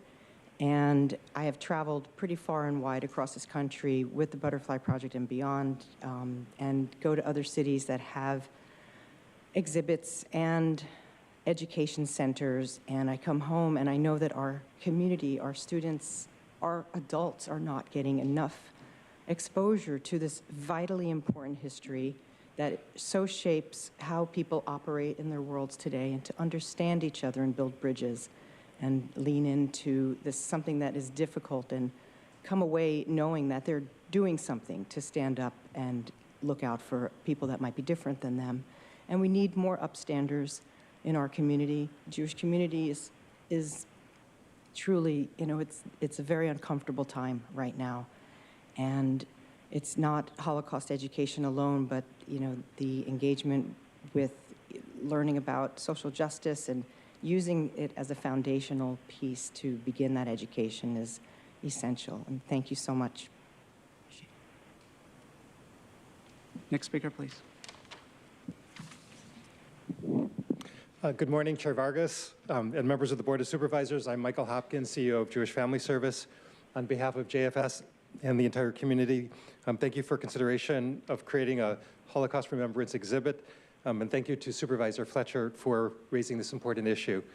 Every day at JFS, our staff compassionately cares for Holocaust survivors throughout San Diego to ensure they age with dignity and maintain their health, independence, and connection to our community. After living through one of the darkest periods in human history, many survivors now face challenges that can trigger memories of traumatic experiences. We do this work through our program serving our seniors, serving our survivors, which is part of our Center for Jewish Care, a welcoming space for San Diego's Jewish community to access critical services and support. We are dedicated to helping survivors live comfortably and securely during the remaining years. Throughout history, humanity has engaged in vile episodes of hatred, racism, bigotry, anti-Semitism, sexism, and other aggressions of one person or one people against another. Lessons of recent years have taught us that it's not enough to react. If we are not proactive against these forces that hurt and harm, they will continue to injure and even become deadly. This Holocaust Remembrance exhibit would bring attention to what can happen when anti-Semitism goes unchecked. It would be an impactful testament to the resilience of survivors and serve as a reminder that hatred must never be met with silence, but instead by action. San Diego County has the opportunity to take an active role in combating hate, anti-Semitism, racism, injustice, and calling for peace, unity, and understanding with exhibit. This Friday, as was noted, the United Nations will observe the International Day of Commemoration in memory of victims of the Holocaust. More evidence that today, this week, now, is the time to make this exhibit happen, especially as we see the dangers of hate speech, Holocaust distortion, and anti-Semitism. Thank you. Thank you. As the next speaker is coming forward, I'll call 5 additional speakers. Pat Libby, Sam Landau, Mashia Wallner, Sandy Scheller, and Marie Raftery. Good morning. My name is Fabienne Perlov. Good morning, Board Supervisors and San Diego County constituents. I represent the Anti-Defamation League here in San Diego County and Imperial Counties. As we commemorate International Holocaust Remembrance Day on January 27, reminded of the lessons of the Holocaust and the work that still needs to be done to educate and bring our communities together to root out hate and anti-Semitism. Supervisor Fletcher's effort to increase Holocaust education through the Holocaust Remembrance exhibit is a very important step towards educating our community, and will benefit everyone. So thank you, Supervisor. These are lessons we must reaffirm and hold close to our hearts and in our minds, because there is a real danger in letting anti-Semitism unchecked and forgetting the lessons of the Holocaust. Holocaust education has long been an ADL priority, something that goes hand in hand with our efforts to fight anti-Semitism and all forms of hate, which unfortunately is on the rise here and across the country. In fact, and Supervisor Fletcher mentioned some of the ADL statistics, we have seen a record number of anti-Semitic incidents here in San Diego County, including 38 recorded incidents of vandalism, harassment, or assault. And we know that many incidents go unreported, but they all traumatize our community and especially survivors of the Holocaust. And we heard there are 400 of them in our community, and their families. We applaud Supervisor Fletcher's investment in action, in education and healing. Recently, the ADL released a survey on anti-Semitic attitudes in America. 20% of Americans. Thank you. Next speaker, please. Good morning. I am not Pat Libby. She had to leave early and asked me to read what she had prepared. My name is Bobby Cohen. Good morning to the Board of Supervisors. Holocaust education provides opportunities to explore the past and inspire us with stories of courage and adversity. It allows us to celebrate the righteous behavior of the few who turned a blind eye to the complicit majority. It allows us to celebrate resilience. Learning about the dangers of hatred and discrimination in the Holocaust is important to fighting intolerance and prejudice in today's world. According to a fall study released by the ADL on January 12th of this year, which was conducted in collaboration with the National Opinion Research Center at the University of Chicago, 85% of Americans believe at least one anti-Semitic trope. That figure represents a 24% increase from 2019. One trope, "Jews do not share my values," was regarded as somewhat or mostly true by 36% of those surveyed. Approximately 20% of Americans believe in 6 or more of the 11 anti-Jewish tropes that ADL has measured since 1964. These trends are clearly alarming. Showcasing the harm done by the Holocaust should cause each of us to reflect on how we as individuals can act in society when confronted with misinformation, slander, bullying, brutality, and hostile acts against other human beings. It enables us to realize that human rights and social justice are ongoing struggles, and that being white is no protection against being hated. I want to thank Supervisor Fletcher for advancing this proposal for consideration, and I'd like to urge the board to move it forward. Thank you. Thank you. I just want to add to the record that I really just didn't want to be rude, but we don't allow speakers to yield time, and so I allowed it for this time. But just to make sure that everybody's clear that I want to be fair to everyone and that this is not a process that is appropriate to the Thank proceedings. you so much. No I wasn't problem. aware. Next speaker, please.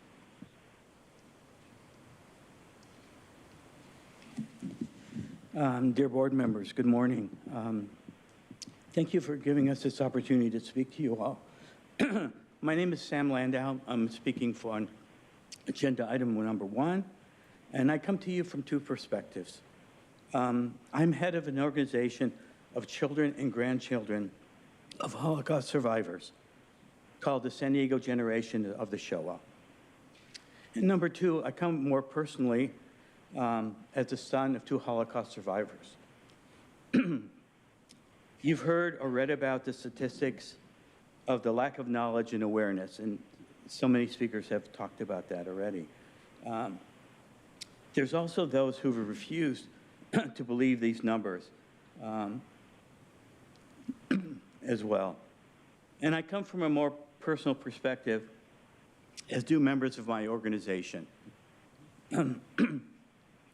My mother was one of 11 children in a small town in Poland that is now part of Ukraine. She and only 2 of her siblings survived the war. The rest of her family, her parents, her grandparents, her siblings, even those who had children, were all murdered in the Holocaust. My father and a brother were the only 2 survivors in his family. His parents and relatives were also murdered in the Holocaust. Sayings like never forget and learn from the past are just slogans, unless steps are taken to make them become realities. And that's what this exhibit, I feel, is one of those situations where reality can occur, such as the Ruth exhibit that we've been talking about. These stories are personal. They become more than the statistics. Thank you. Next speaker, please. As next speaker is coming forward, I'd like to invite additional speakers in favor: David Brown, Sharon Baer, Lori Koski, Zania Avery, and Dave Lagstein. If I've called your name, please come forward. Good morning. My name is Marcia Tatz-Wallner. I'll be speaking on item number 1. And I'm the Western Region Director of the March of the Living, a 2-week journey taking teens to Poland and Israel. In Poland, 10,000 people observe Yom HaShoah, Holocaust Memorial Day, with a silent march between Auschwitz and Birkenau.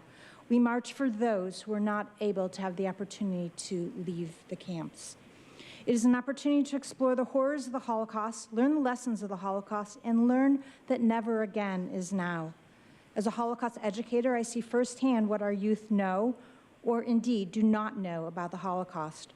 A recent survey of adults under 40 showed that 60% have little knowledge of the Holocaust. It is time that San Diego take action. This exhibit is a first start to rectify the continued need for Holocaust education in our community.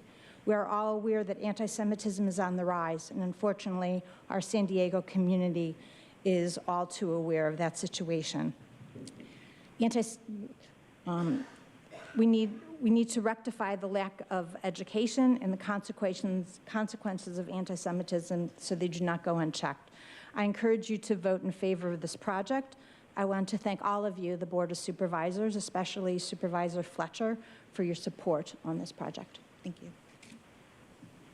Thank you. Next speaker, please.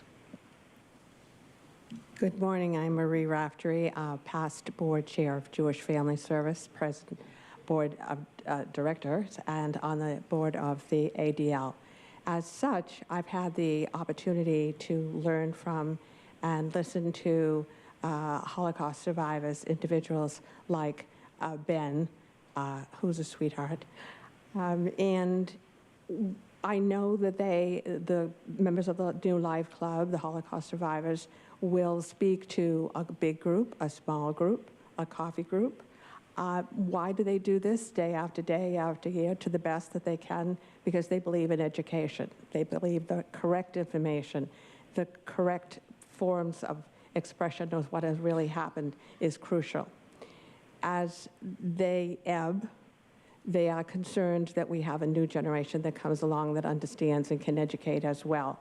I thank Supervisor Lawson-Remer for sharing her family experience. That's very meaningful. And for Supervisor Fletcher, whose words are not only eloquent, but he gets it. He understands what needs to be done. The exhibit is a step.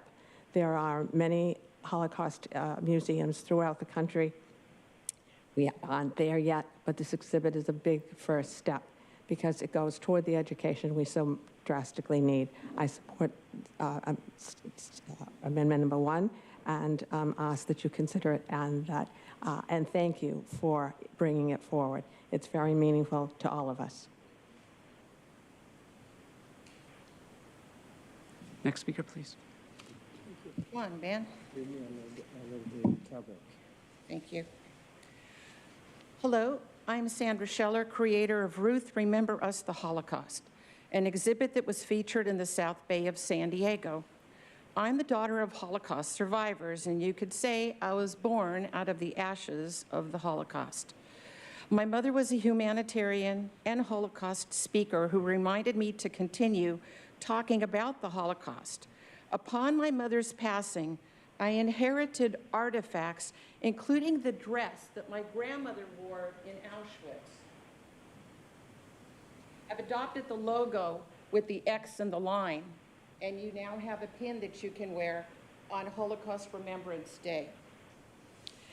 Speaking to other Holocaust survivors, I realized the need for a Holocaust museum and learning center to continue teaching to embrace everyone, no matter what race or religion, and never, ever forgetting what happened. Holocaust survivors throughout San Diego came to the old exhibit, and they expressed their desire for a new exhibit. The most important thing is to tell the truth. We do this now for the final destiny of our Holocaust survivors. May you live to be 120. Letting them know that they will never be forgotten again. I have a dream to create a new Holocaust exhibit featuring San Diego County Holocaust survivors conveying the lessons of the Holocaust. And I am so grateful for this incredible opportunity to stand before you. Education is the cure for anti-Semitism, racism, and hate. We believe this Holocaust exhibit will help create a stronger San Diego County through the lessons embedded in the stories of the Holocaust survivors and today. And I want to thank Supervisor Fletcher, who's spearheading this important effort. And yes, June soon. I don't see you here, June, but thank you. Thank you. Next speaker, please.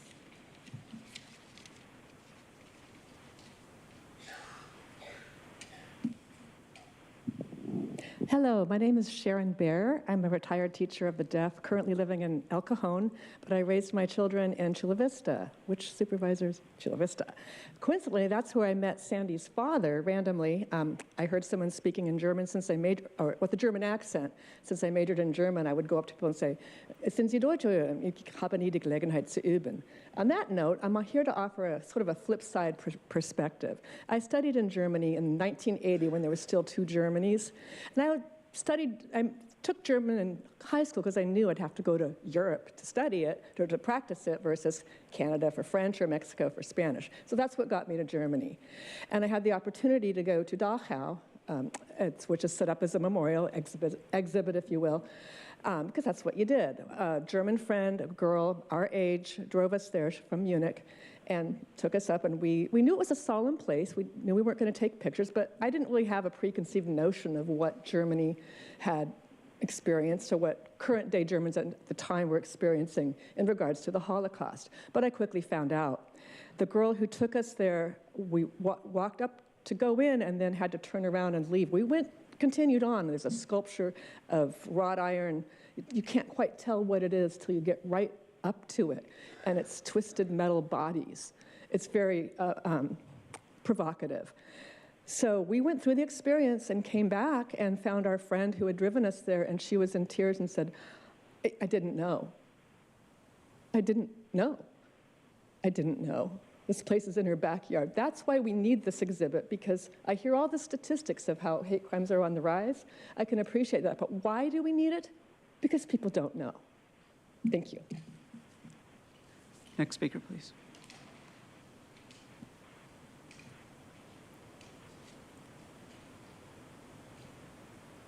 My name is David Beck Brown, and I've been working with Sandy to bring to light the Holocaust. I'll just say my father-in-law helped liberate a camp during World War II. And this was at the end of the war when the other side knew that they were losing. But as the Allies entered the camp guards shot and killed the inhabitants. And their bodies were floating in the pool. And he told me that he told them to fish out the bodies or else they were going to join them. That's the only thing he told me about the war. And I support a Holocaust museum. I'm a collector of artifacts that I will lend to the museum or donate them. Okay, thank you.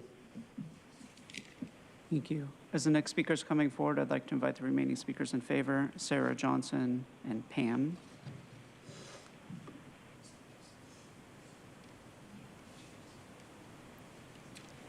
Good morning, Chair Vargas and the Board of Supervisors. My name is Zanya Avery, and I work at Edgemoor. I am a proud union member of SEIU 221. I am here to ask you to vote yes on item 6 to accept state funding for retention pay for those of us that work in locked facilities. During COVID, we were expected to show up to work with the fear of catching COVID. We had staff, residents contracting COVID. We did not have enough PPE or supplies. This state funding will help us retain some staff, yet this is still not enough. We acknowledge that this is a step in the right direction, but we ask you to vote yes. Thank you. Thank you. Next speaker, please.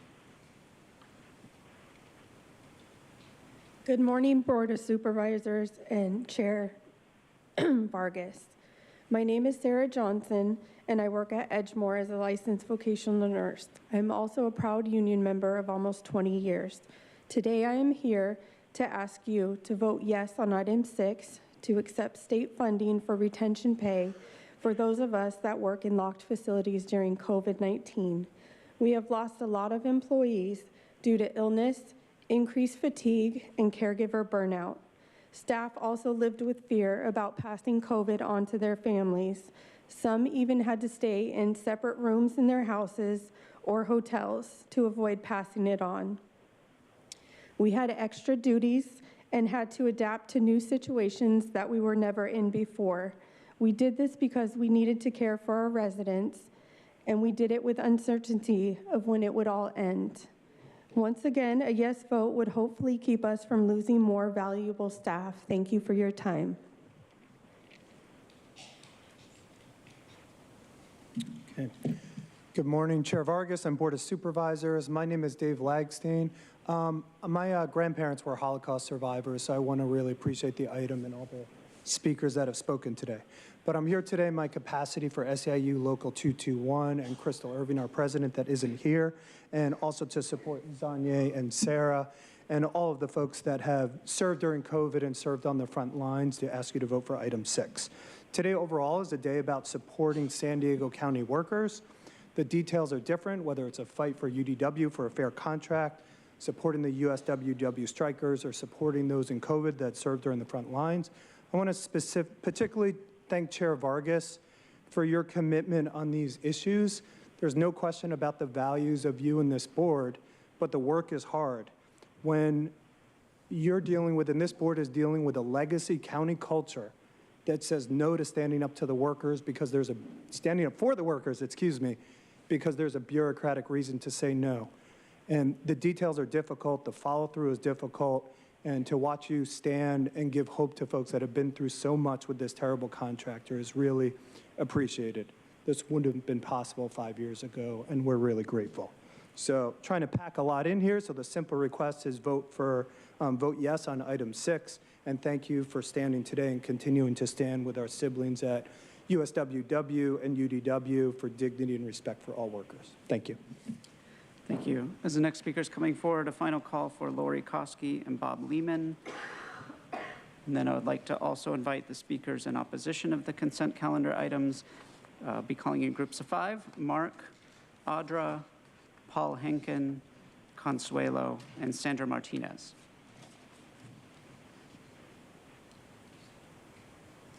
Hi, I'm Pam. I'm speaking here on Agenda 8. I'm in favor and so glad to see the county will have funds to promote infant health.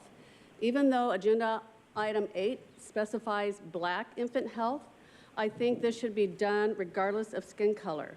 Perhaps some of the funds can also be used to educate and support pregnant mothers, resulting in more healthy infants. Funny though, Nora, as a former executive in Planned Parenthood and as the promoter of the county as an abortion sanctuary, you too, Tara, it must really make both of you cringe to fund infant health, any infant. An important indicator of overall population health is infant mortality. Aborted babies should be included in the death count. Next speaker, please.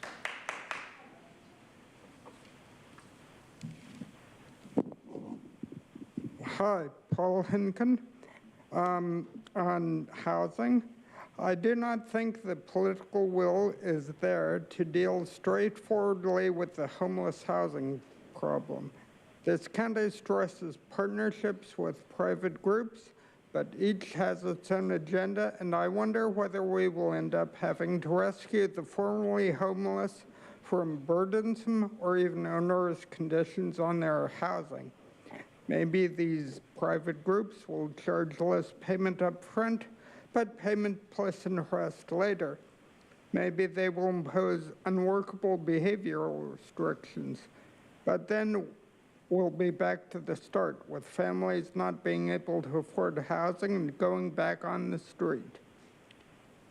Environmentalists, building preservationists, and homeowner groups, NIMBYs as it were, pushed lawmakers to enact a web of laws and regulations that made blocking the developing of new housing pitifully simple. A big reason why officials who seem genuinely shaken by the homeless crisis rarely take serious action to address it is the belief that people who already live in a community should have veto power over changes to it. So change. Will county governments keep dealing with this pesky housing issue or consider acting on other facets like employment, dignity, as Tara mentioned, psychological issues, or crime? How much have we spent and talked already? Thanks for listening. Thank you. As the next speaker is coming forward, I'd like to invite the remaining speakers. This is your first warning for no clapping in the chambers. I don't know where you're, I've said it a couple times. I said it in the last meeting. Got so it. Just a reminder. Got it. So please, if you could Okay. make sure that Got you it. are Got it. following Got the it. guidelines. Got it. Consuelo, in a world of propaganda, the truth is always a conspiracy. And gradually, though no one remembers exactly how it happened, the unthinkable becomes tolerable, and then acceptable, and then legal, and then applaudable. The perfect dictatorship would have the appearance of a democracy, but would basically be a prison without walls in which the prisoners would not even dream of escaping. It would essentially be a system of slavery where through consumption and entertainment, the slaves would love their servitude.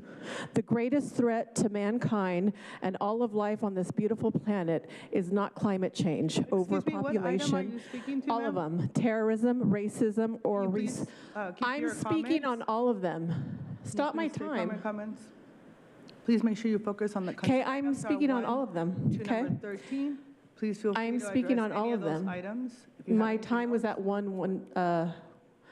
minute and 15 seconds, where she interrupted. Okay? Okay. So the greatest threat to mankind and all of life on this beautiful planet is not climate change, overpopulation, terrorism, racism, or resource scarcity. No, the greatest threat to mankind is the same today as it was over 1,000 years ago. We are ruled over by parasitical psychopaths who plunge us into war, manipulate us against each other, and flood our minds with fear, hate, bigotry, and ignorance with every chance they get until you realize the government is not your friend. The law is not here to protect you. Money is not here to give you life. The church is not here to save you. The doctor is not here to make you healthy. The school system is not here to give you knowledge. The pharmacy is not here to cure you. You will never be free. The Trojan horse of the New World Order, Agenda 21, under the guises of climate change and terms like Build Back Better, the international bankers, through various front organizations, the UN, WEF, etc., are attempting to install a totalitarian one-world government to rule over everything on this planet, including every one of us. Do not fall for it. Research UN Agenda 21. Thank you. Your time is up. As the next speaker is coming forward, I'd like to invite the remaining speakers in opposition. Jeff Noway and Mike Borello.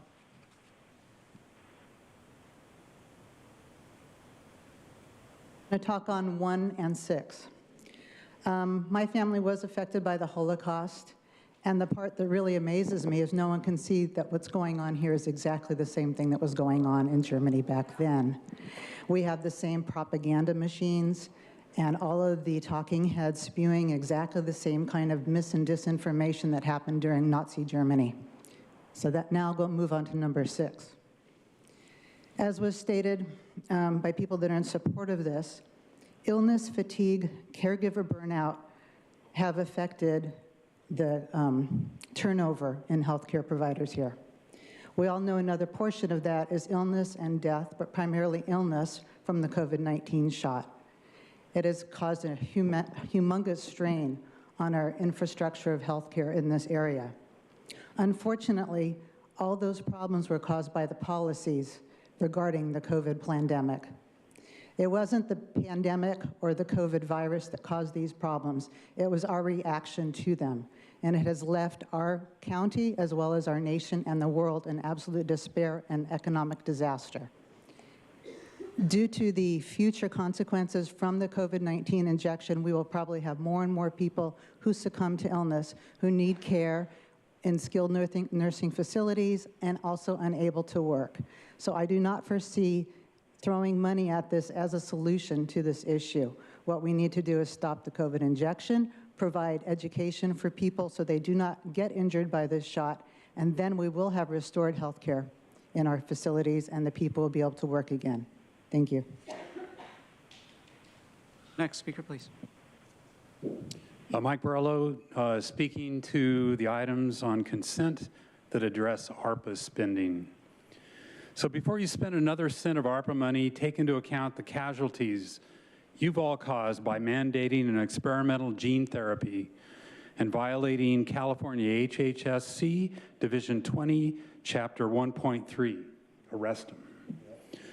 Here are the names of some of your victims that have a greater need.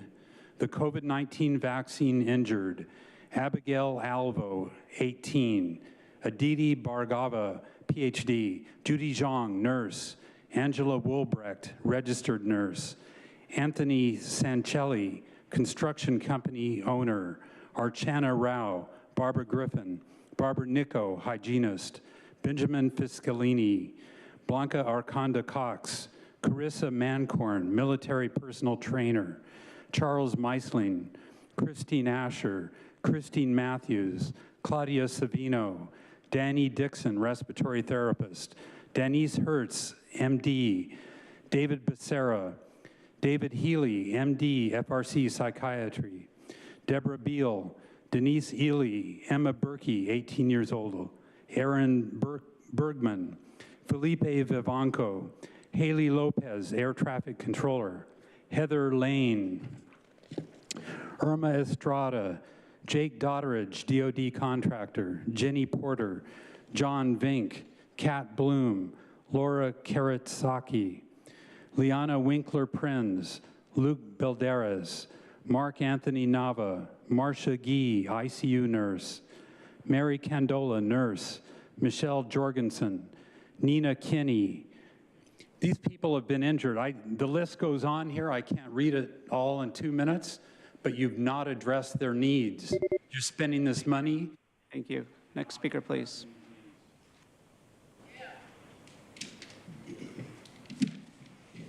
My name is Jeff. I'm addressing agenda item number 1.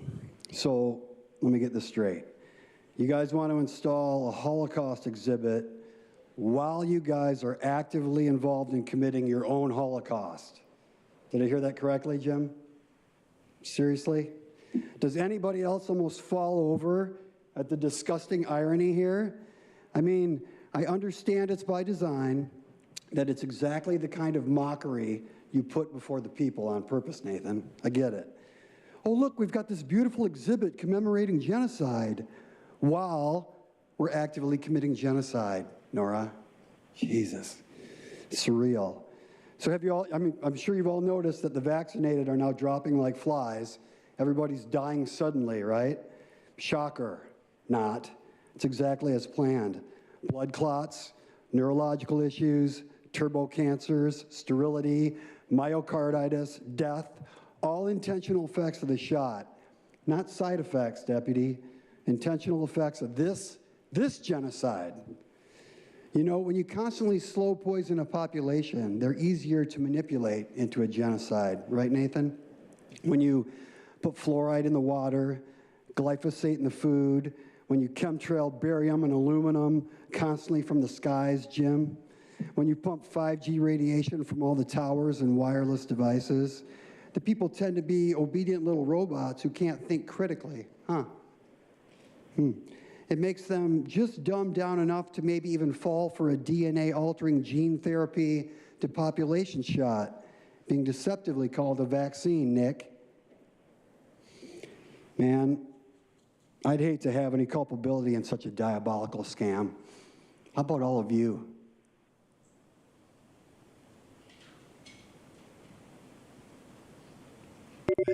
Next speaker, please. Think about it.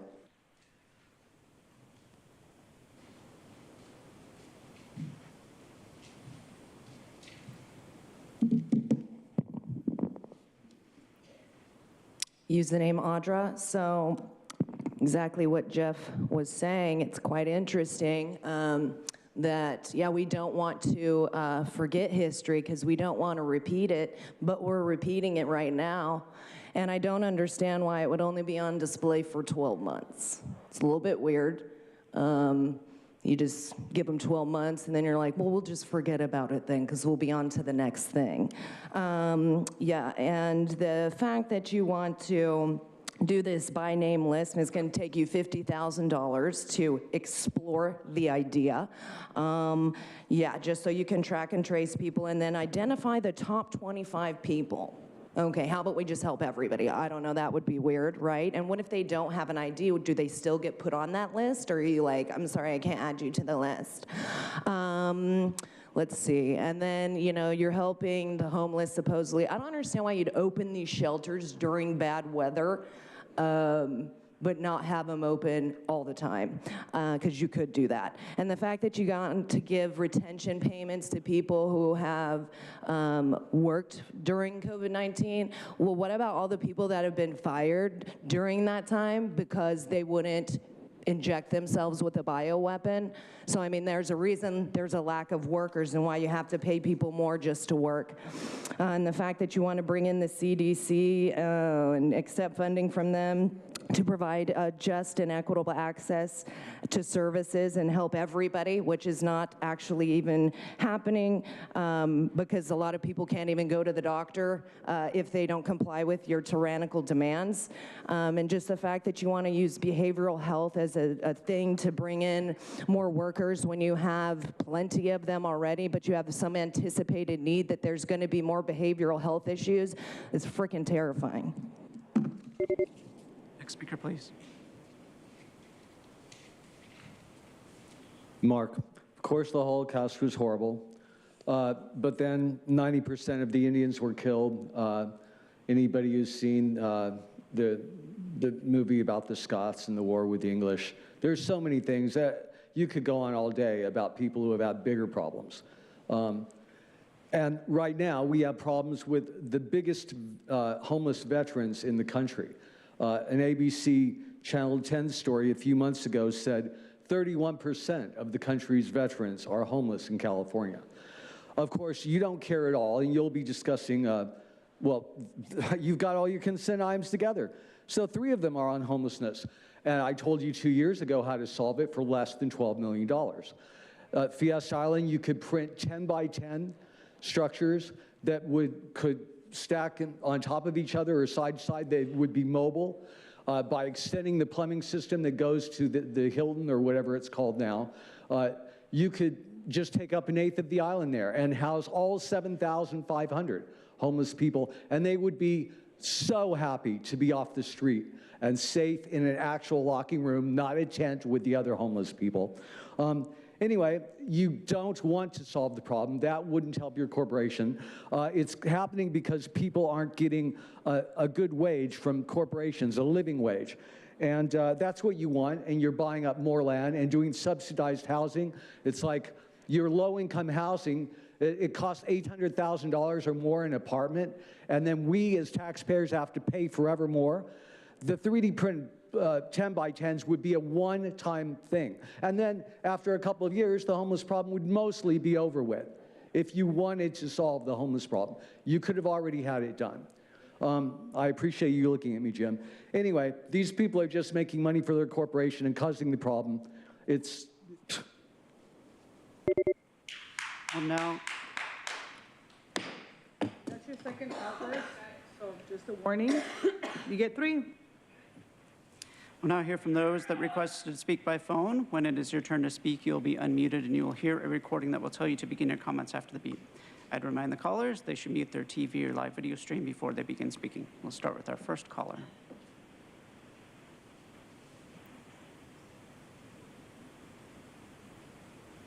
Hi, just another mic check. Can you hear me okay?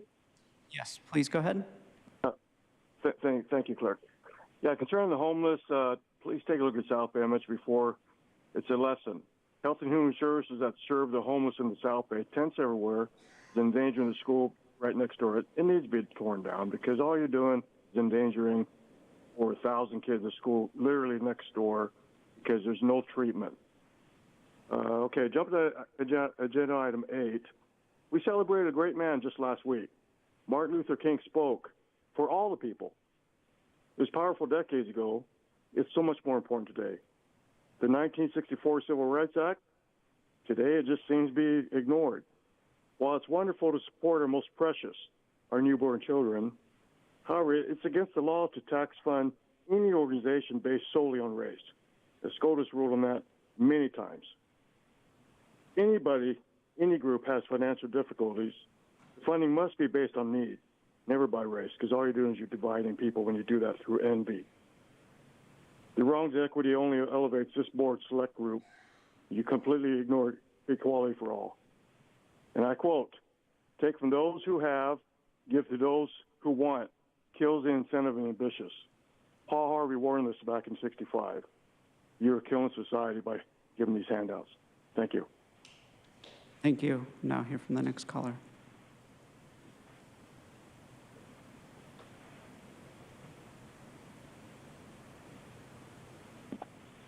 Truth, the ADL is a spy organization. Who cares what they think? Item 1, we should never forget that socialism always ends in Holocaust. Item 3, is the county handing over people's data to the federal government's homelessness by name list, where every homeless person will be profiled into a computer system. Hands off the homeless body. Item 4 is a long-term contract for Joe's parking lot. The new sustainable housing. Cars for now, cabins never, cardboard later. Item 5, Child Welfare Services has gone from caring for children until they're 18-year-old adults to now taking care of them up to age 25 plus an extra 36 months, costing over $2.7 million. Item 6 claims to want to retain a skilled healthcare workforce, but these supervisors made it where people who refused the toxic COVID shots were fired. It's really $0.8 million in state debt dollars for the professional political union beggars who say 4 or 5 will keep us alive. Well, 6 or 7, we all end up in debt heaven. See, I can make up fun rhymes too. Now, where's my increased pay? Item 7 is a grant from the CDC, who seriously blames racism for bad health, for over $33 million to respond to future emergencies. Item 9, in 2 years, the County Health and Human Services Agency has already gotten $2.1 billion in state debt dollars. Now they want more, over $3.3 million. It's become a behavioral health beast. Item 10 is Norris spending over $250,000, including $25,000 to the Metropolitan Area Advisory Committee on Anti-Poverty, which consists of extremist organizations such as ACE, Alliance San Diego, HANA, and Planned Parenthood. Item 11 is Joel spending over $422,000. So I do not consent to anything on the consent. It's all bad. Thank you. And Chairwoman Vargas, that concludes public comment on the items on the consent calendar. I would also like to note for the record that for item 12, an errata has been distributed and posted online regarding a nomination to reappoint Jacqueline Simon to the Advisory Council for Aging and Independent Services. The nomination has been removed because the applicant no longer lives in the corresponding district. With that statement, that item can remain in consent. Thank you. We have a motion by Supervisor Fletcher, a second by Supervisor Nesman. Please vote. Chair Vargas, that motion passes with all supervisors who are present voting aye. All right, we'll now move on to discussion items. The first item for discussion is item 14, the annual report on gun violence and update on regional gun violence community needs assessment. I'm going to turn it over to Holly and team for the presentation. Thank you. Good morning, Chairwoman Vargas and members of the board. In January of last year, the board directed the CAO to present annual data on gun violence in San Diego County and to include information on ghost guns. This direction came at the same time the board adopted an ordinance prohibiting the possession, purchasing, selling, offering to sell, transferring, offering to transfer, receiving, and transporting non-serialized unfinished firearm frames and receivers and non-serialized firearms within San Diego County, and requiring the safe storage of firearms. The report on gun violence provided today includes information on the number of privately made, non-serialized firearms, commonly referred to as ghost guns, recovered by the Sheriff's Department, as well as information on firearm deaths, including homicides and suicides, from the San Diego County Medical Examiner's Office. This presentation also includes an update on the Regional Gun Violence Community Needs Assessment Project, which the board approved in April of 2022. I'm joined today by Detective Alexander Rohde with the Sheriff's Department, who will address ghost guns data, Chief Deputy District Attorney Rachel Solov, who will address actions the District Attorney's Office is taking to combat ghost guns, and Julie Jekyll, Group Program Manager with the county's Public Safety Group Executive Office, who's led the broader gun violence needs assessment work. So I'll first turn the presentation over to Detective Rohde. Thank you, Holly. Over the last 4 years, the Sheriff's Department has recovered 647 ghost guns.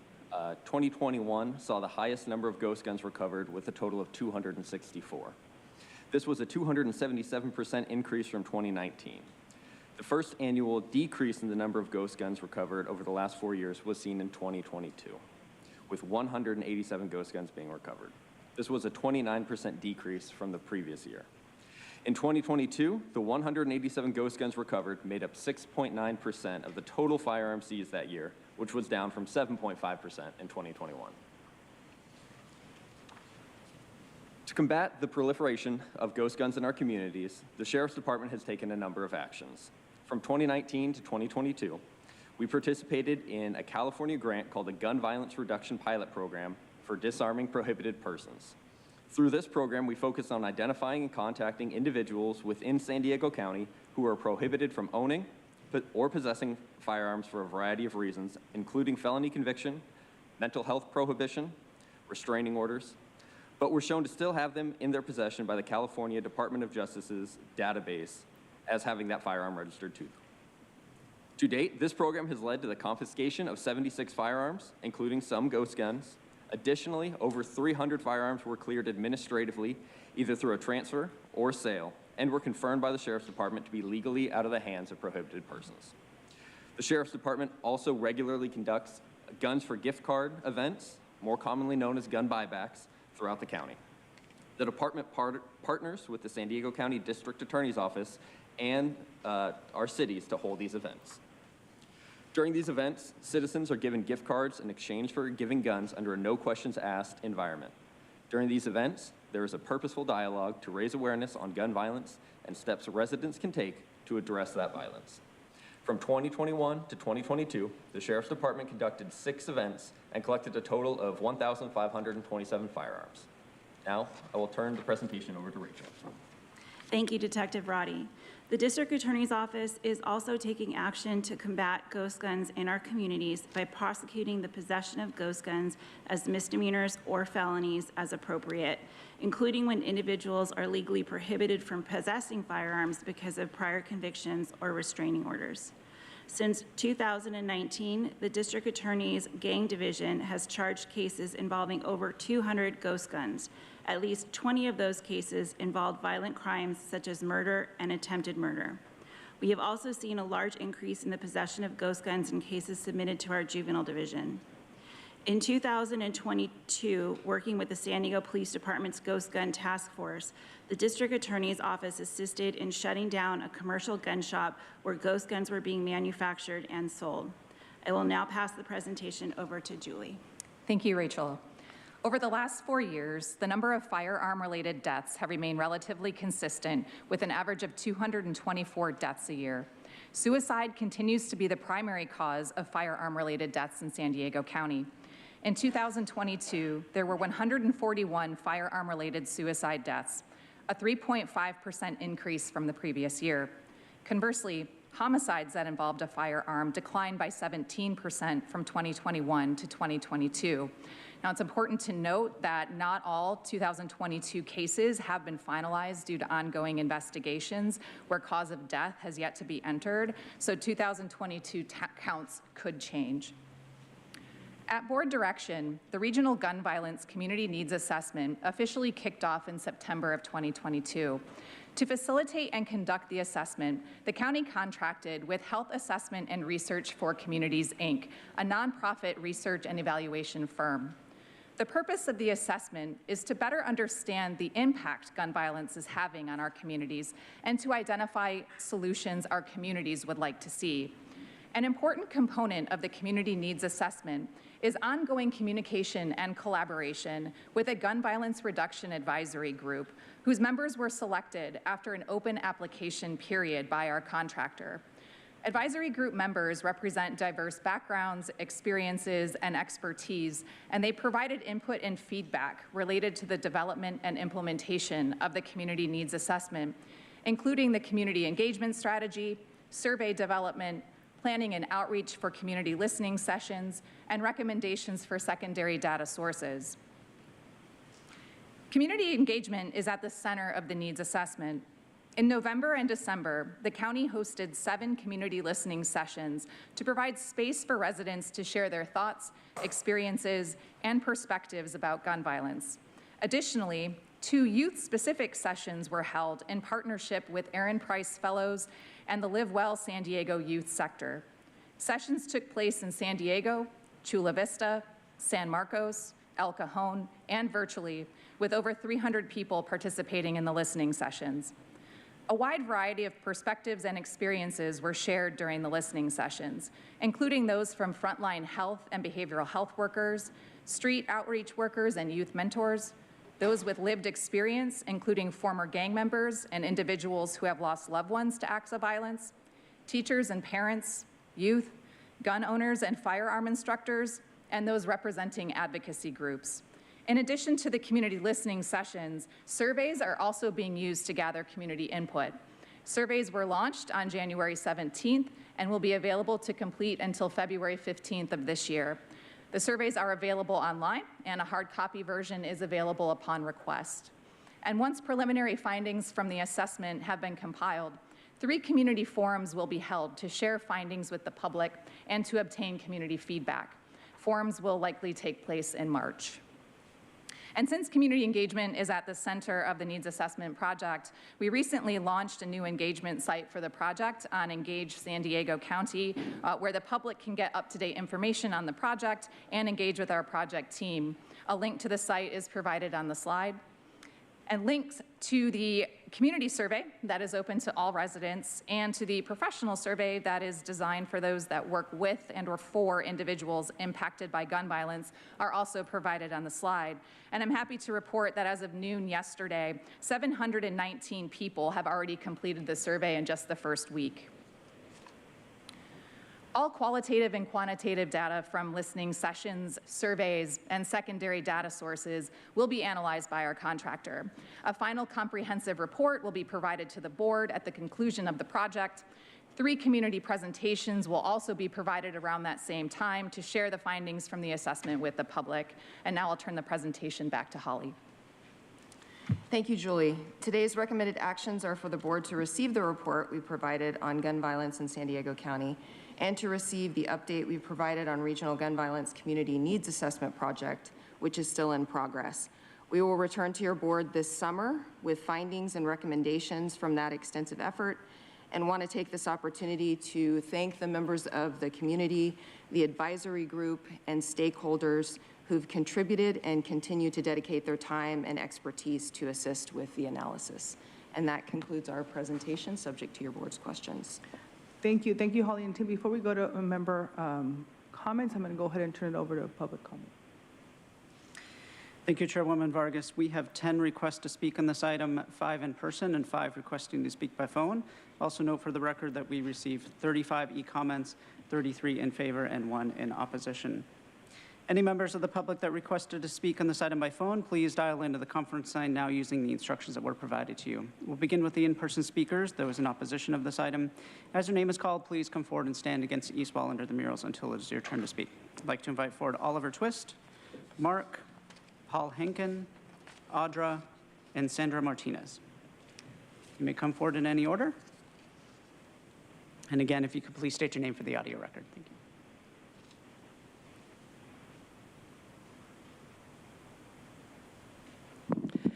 Hi, good morning. Oliver Twist here.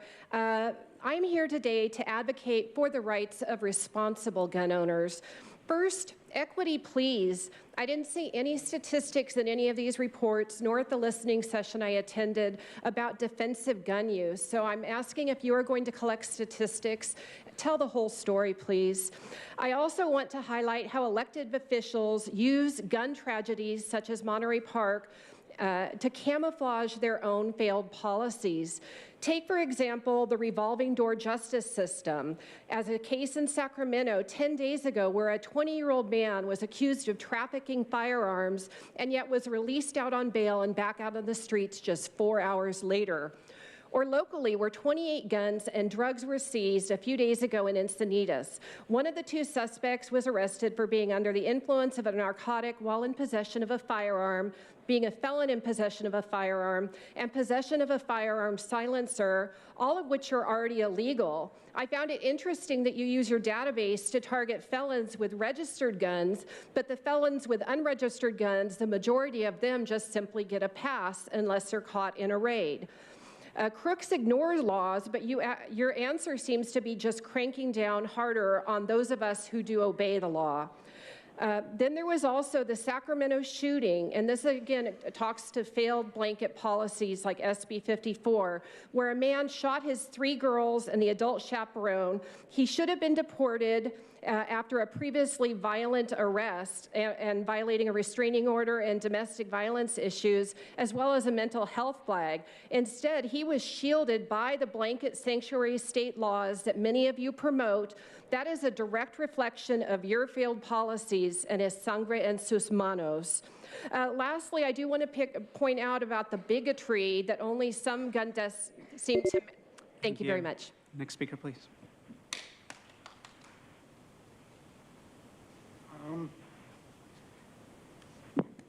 Yes. Does the annual report include supervisors who can't count, as in first, third warning, and officers who don't try to de-escalate but drag people out who are calm and seated out by the leg and beat them up, or police who harass and steal from the homeless? Until you have not acknowledged the below causes and that your own actions and policies may have increased the potential for violence, the problem will not go back to normal levels. These conditions are crowded living conditions, noise and stress, and 15-minute communities, which spur arguments and violence, and the opportunity for theft is greater. Short staffing and use of force where it's not justified, leading to loss of discipline and control, less experience, and unnecessary prosecution, monetary legal loss. Then over-reliance on technology leading to invasion of privacy, again resulting in monetary legal loss. Inadequate oversight of police actions, for instance, the Citizens Law Enforcement Review Board not having enough subpoena power over all persons connected to an investigation, and the sheriff is not forthcoming with evidence. Unjust laws, The rent is allowed to increase more than the cost of living, which is ridiculous. Unfair taxes also. Unfair equitable distributions. Censoring misinformation rather than things that cause actual harm, like instructions for 3D guns, A-bombs, regular bombs, or the like. And we might not need so many blood donors. Thank you. Your time is up. And for the record, the speaker was Paul Henkin. Next speaker, please.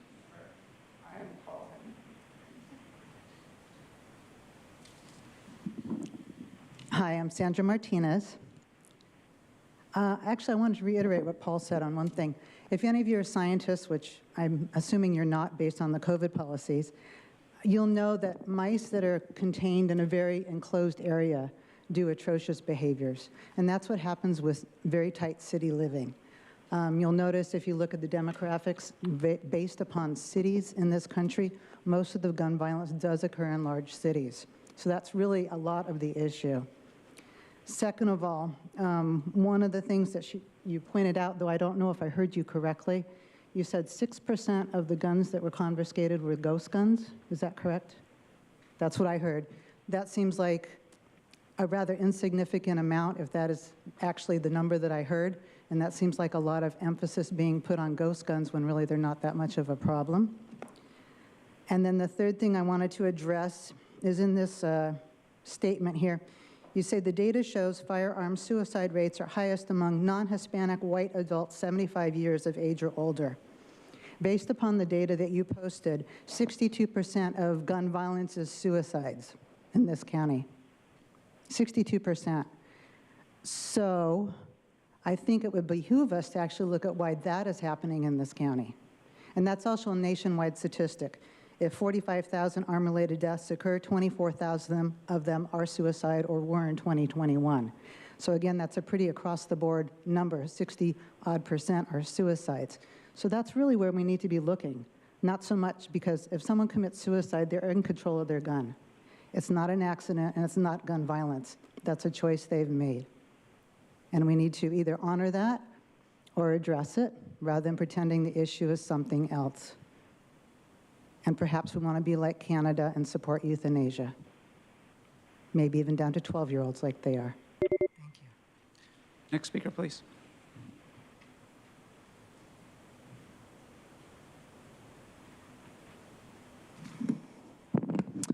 Use the name Audra. Total propaganda is what this is because you guys want to take our guns, which is terrifying. And it's funny because, I mean, it's a constitutional right to bear arms, and that shall not be infringed, but yet we're, deciding that our God-given rights are going to be dictated by people, which is funny because you want to keep these out of prohibited persons' hands. And so it's kind of funny, I think, well, shouldn't Gonzalez be prohibited from carrying a weapon? I mean, he beats women brutally. And it's kind of funny because I'm like, how am I a threat? I don't have any weapons, yet he has a gun, several clips, a taser, mace, a bulletproof vest, handcuffs, who knows what else. But it's like, yeah, imagine if I had a gun during that time, I probably could have protected myself from that man back there, badge number 0283. I'm sorry. Can you please focus on the item? Oh, it is the item because we're talking about guns, Nora. And I should have every right to protect myself. In fact, I had every right to defend myself when I was brutally assaulted by that man who carries a weapon. But then you want to keep it out of other people's arms. So how are we going to determine who's a threat to people and who isn't? I mean, because at that point, it's like as if I had a gun and I was doing something with it. I wish I did have one at that time.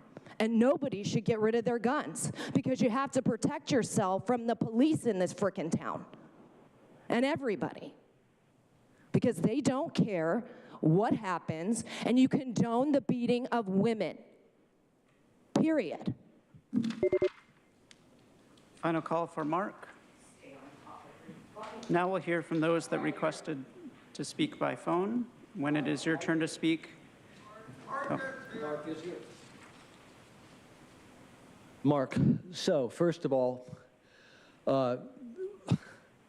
when I was young, this was a Navy town. Everybody had guns, much better guns than anybody has now. There were people with fully automated machine guns.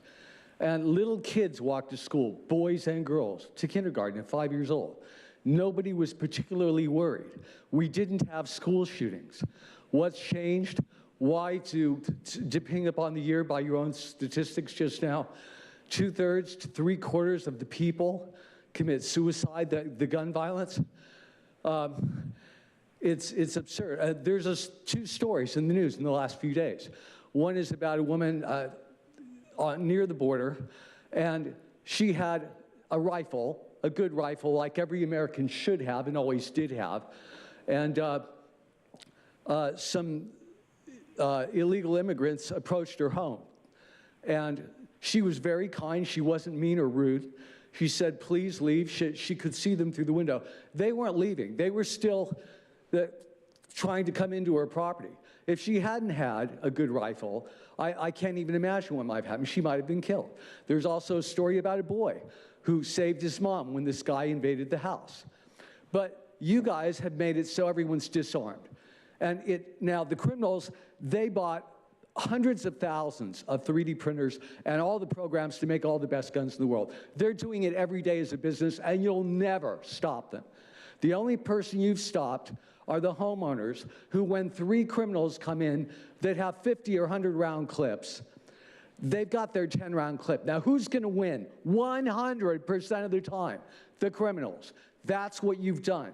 And the poor people can't afford guns in the poor areas where there's a lot of violence. You made it so they can't get a cheap ghost gun to protect their family. You are a scam. Just to make sure it's clear, it's not illegal immigrants, it is undocumented people. Go ahead. We'll now hear from those that requested to speak by phone. When it is your turn to speak, you'll be unmuted and you'll hear a recording that will tell you to begin your comments after the beep. I'd remind the callers they should mute their TV or live video stream before they begin speaking. Start with our first caller.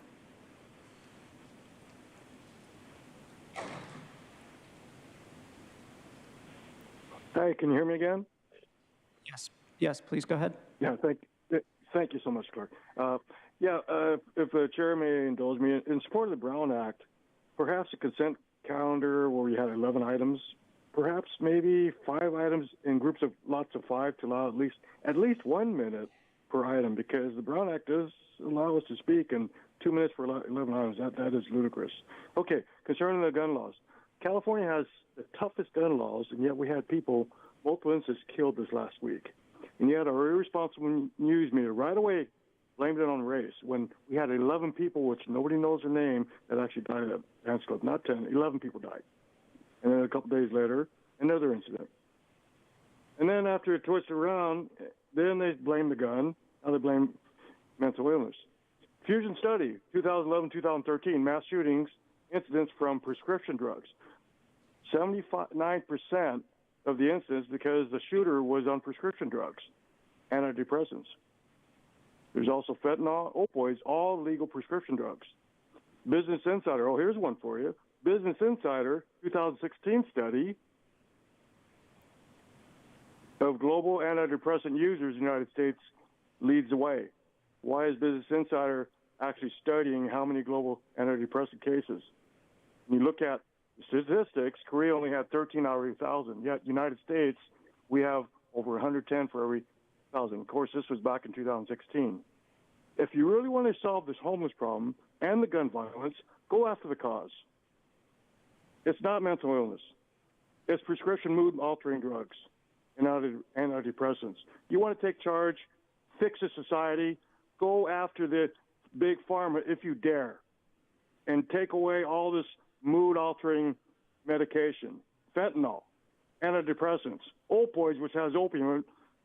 Take care of that, and you'll solve a lot of the problems we're having today. Thank you. Thank you. For the record, the speaker was Alan C. We'll hear from the next caller.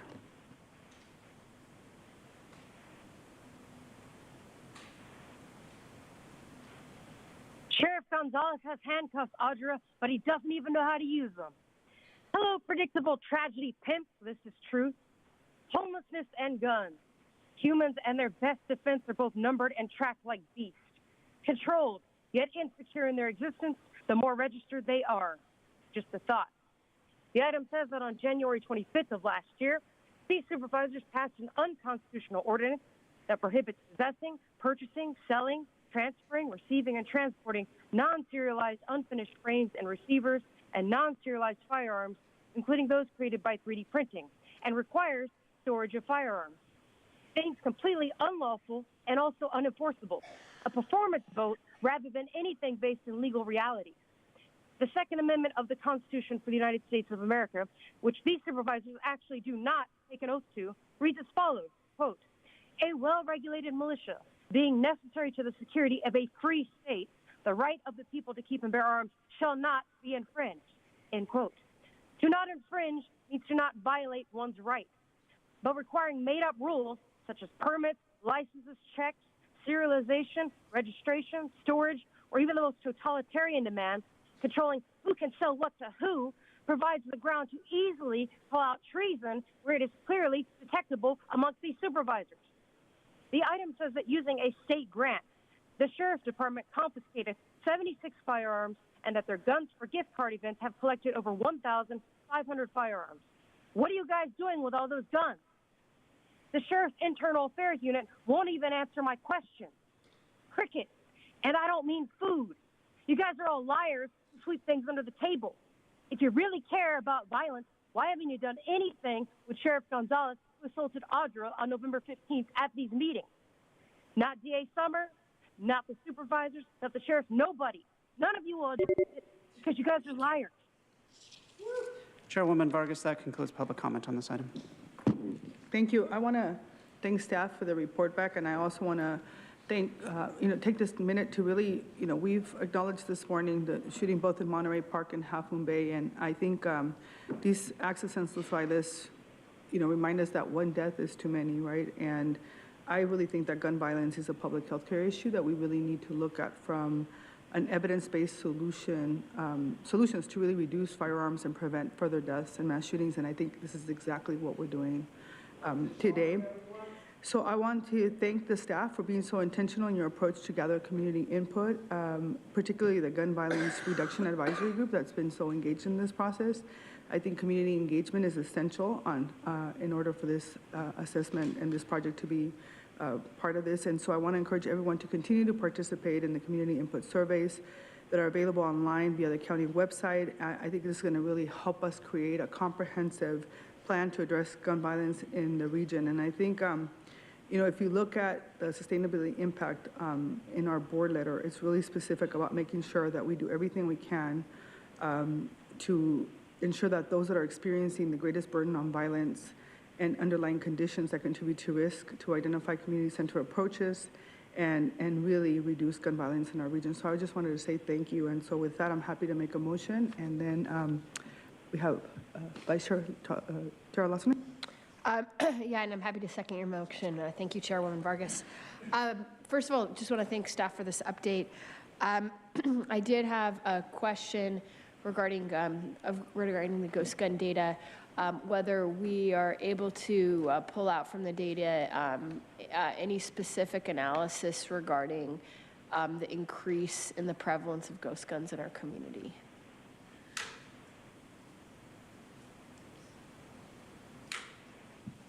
I would have to go back to our analysts and pull that information, see what we can find there. I don't have that answer at this time. But okay, sure, that would be helpful. Thank you so much. I did see a number of references in the report, but it would be helpful to just better really get clear on the impact that ghost guns are having in our community. I speak from the perspective of just looking at some incidences that we've seen occur over the last year. I know a man in Pacific Beach in my district who was violating a domestic violence restraining order was arrested on New Year's Eve with a ghost gun in his possession.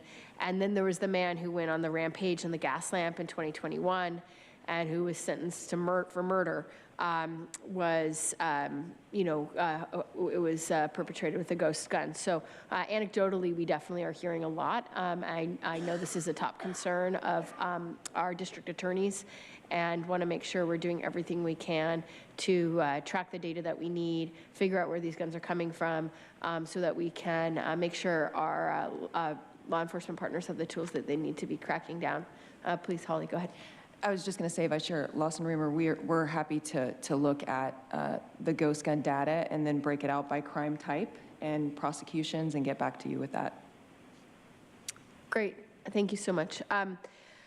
Yeah, I mean, I agree and I echo Chairwoman Vargas's perspective that gun violence is a public health crisis. We see more young people die from gun violence than almost any other cause of death. We are seeing the calls around gun violence increasing. It is obviously hopeful that there's a decrease in homicides in this past year, but continuing to see these kinds of unnecessary deaths in our community, and one is too many. And so this is an issue that I am committed to continuing to push on, to do everything we can and everything in our power to treat gun violence as the public health crisis that it is, and so that we can continue to reduce gun violence in our community. I think that the numbers are mixed. We're certainly seeing that the percentage of guns recovered annually are improving, but it's still still not where we need to be.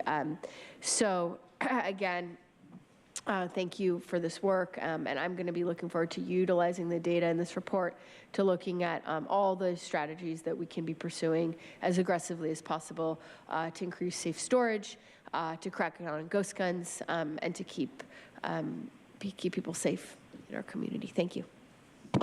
Thank you. Supervisor Anderson? Thank you, Madam Chair. With the medical examiners number showing over 65% of firearm-related deaths being suicides, will the final county report include strategies and policies to help reduce this overwhelming majority of firearm-related deaths? Are we addressing that in strategies and how to address it? Because it seems to me if we can reduce that number, we'll save the most amount of people. Yes, thank you for the question, Supervisor Anderson. A suicide is one of the areas that we are looking at as part of the community needs assessment and will be addressed in the report. Thank you. Seeing no other discussion, we have a motion and a second by Supervisor Vice Chair Lawson-Remer. Please vote.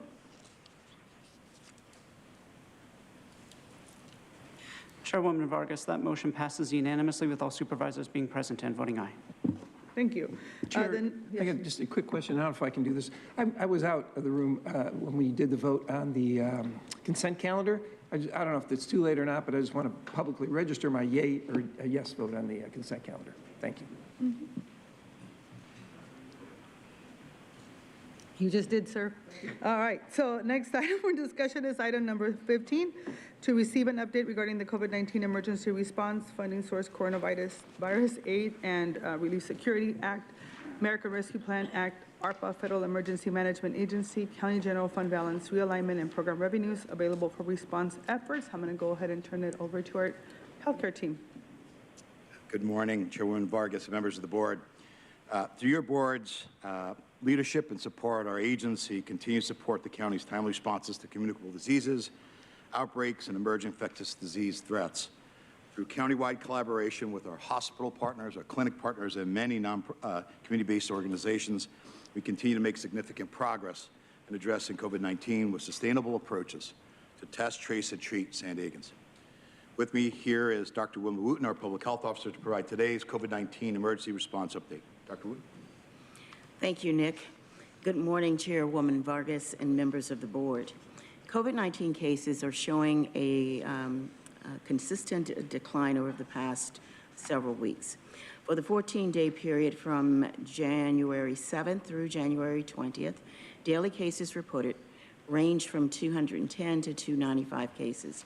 The average number of cases for the week of January 7th through January 13th was 391. The average number of cases for the following week of January 14th through the 20th was 274. Therefore, the percent change was a decrease of 30% between these 2 weeks. This is compared to a 3% decrease in cases over the 14-day period prior to your board meeting on December 13th. Hospitalizations have also decreased by 13%, going from 401 to 349 admissions.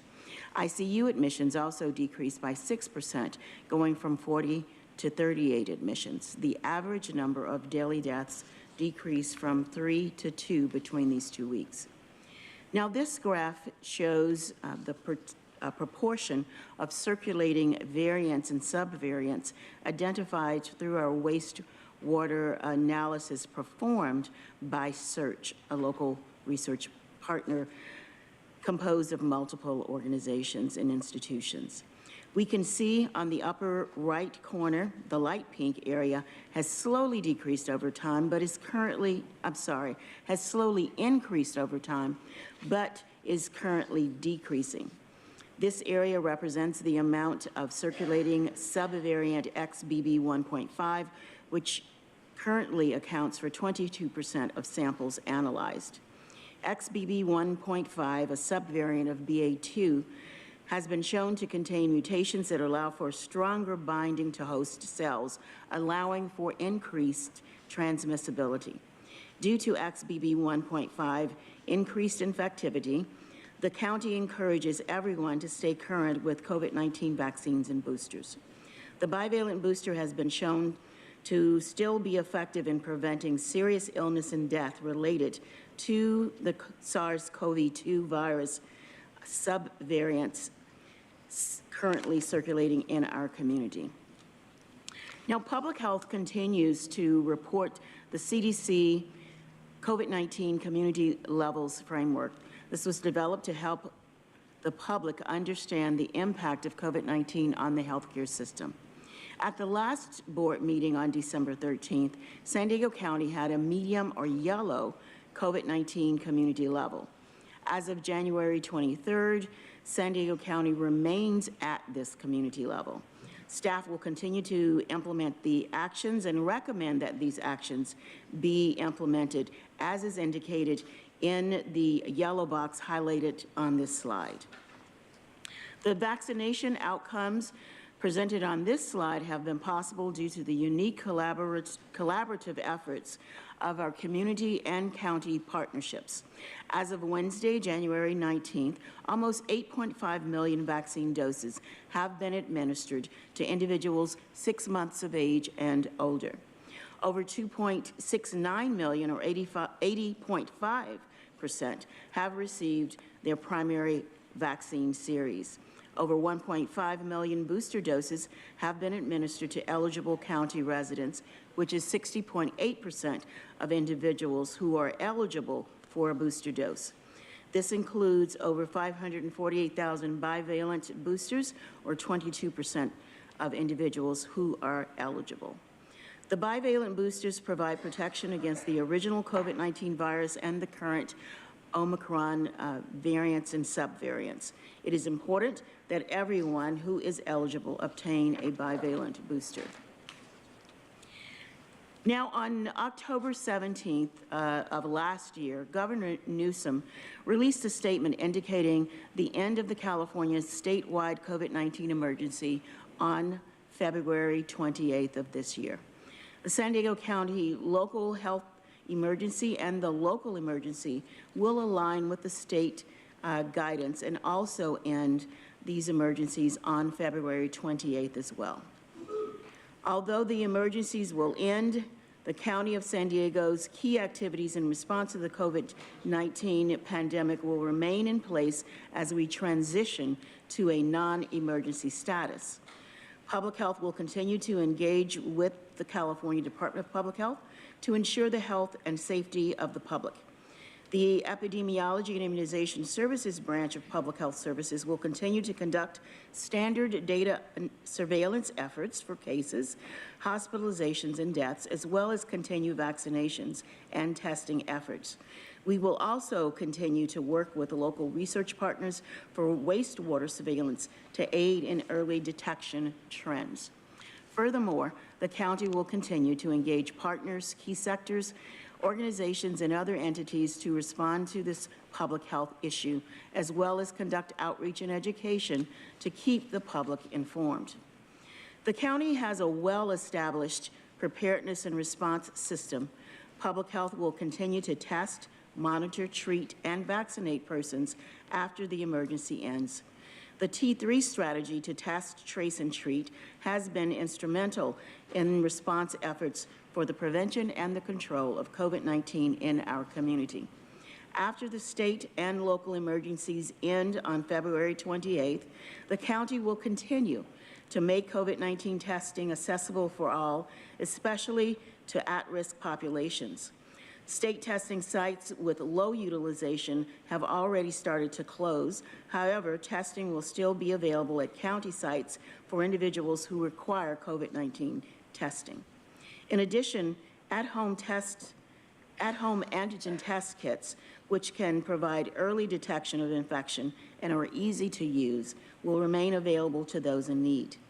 The county epidemiology unit will continue to conduct outbreak investigations, especially for priority populations in long-term care facilities, and implement its temporary lodging services for individuals requiring isolation due to infectious diseases and identified as not having an appropriate and safe place to isolate. I would also like to remind the public that treatment for COVID-19 is available for individuals. For more information on treatment, please contact your healthcare provider or call 211. The county immunization unit will continue to ensure equitable access for vaccination of individuals in priority populations and provide COVID-19 primary vaccine series and the bivalent boosters to individuals at our county public health centers. All of these strategies will continue as the state and the county transition from COVID-19 emergencies that will end on February 28th. In closing, throughout the past 2 years and 10 months of this pandemic, everyone has continuously been encouraged to be safe. Through sustained collective impact efforts, local partners continue to serve as a critical resource in encouraging safe COVID-19 practices and vaccination efforts. We urge everyone to take the recommendations on this slide seriously. You can protect yourself from serious illness by getting the bivalent booster that protects against the latest variants and subvariants. By following these actions, everyone can protect themselves, family members, and friends. These non-pharmaceutical strategies are also helpful against other circulating viruses, including the respiratory syncytial virus, or RSV, and the influenza virus.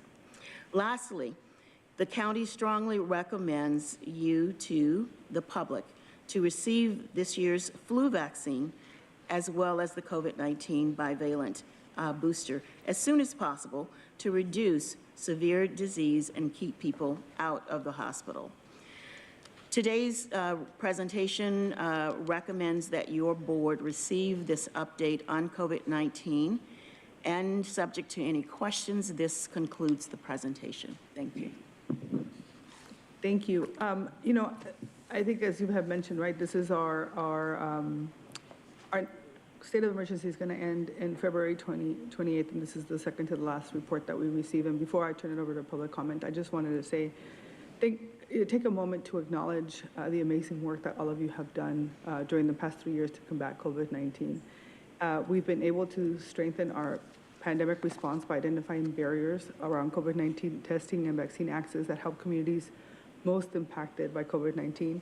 It also taught us that our prior infrastructure was not equipped to quickly respond, you know, for many of our communities of color, and it really drove us, I think, to take a closer look at the health disparities that exist within our communities. And so as we transition away from the COVID-19 state of emergency, I want to just remind everyone that the pandemic it's not over, but we were going to continue to monitor, investigate, and respond to COVID-19 cases, and our county will adjust as we need to. But you know, I will, my heart is with the folks at HHSA and everybody in our team who really, really went above and beyond to make sure that our communities were safe and healthy. So as we reflect on the last couple of years, I'm really proud of how far we've come as a county.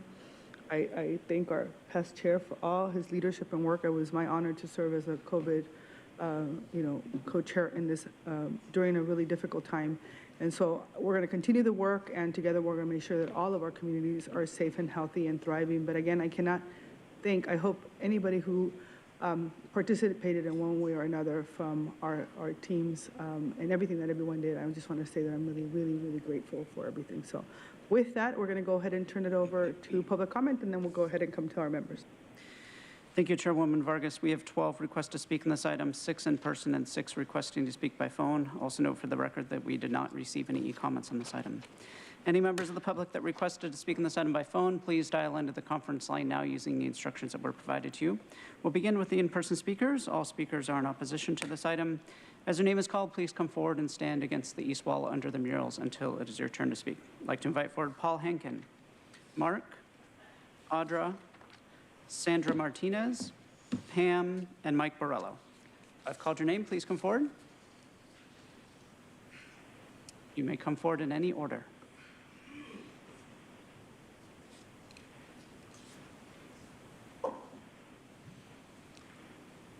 You'll have 2 minutes to address the board. I'll ask you to please state your name for the audio record.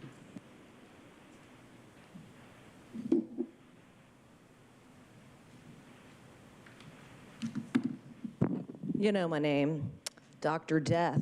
Thank God we're not going to have any more psychological rape from you. It's going to be good because I don't know why you're thanking her. This has totally destroyed the county, people's lives. I mean, it's kept people from actually getting health care because if you don't go along with your rules, you actually don't get health care. So it's interesting to be like, thank you. Thank you for telling everybody to get vaccinated with a bioweapon and looking into CV-19 cases, but not the deaths from the vaccine. Thank you. Thank you for showing your true colors because you don't care about people. Otherwise, you would look into that. But you know what that would do? It would expose everything you guys are doing is killing people. All while you're like, we're protecting people. Get vaccinated. Everybody needs to get vaccinated. I will never put that in my body or tell anybody to do it. And I'll keep ringing the bell and telling people because it's ridiculous that you call yourself a doctor and you don't care that there's 34,000+ people, which is just totally not even the full number, who have died from the vaccine. But yeah, everybody should get it. So it's good. And I love that you're like, I'm a sports medicine doctor, let's put kids in masks. And you want little babies to be vaccinated. It's disturbing. Nuremberg, because we're talking about the Holocaust, right? Those trials are coming. Time is up. Next speaker, please. Next speaker, please. For the record, the speaker was Audra. Next speaker, please.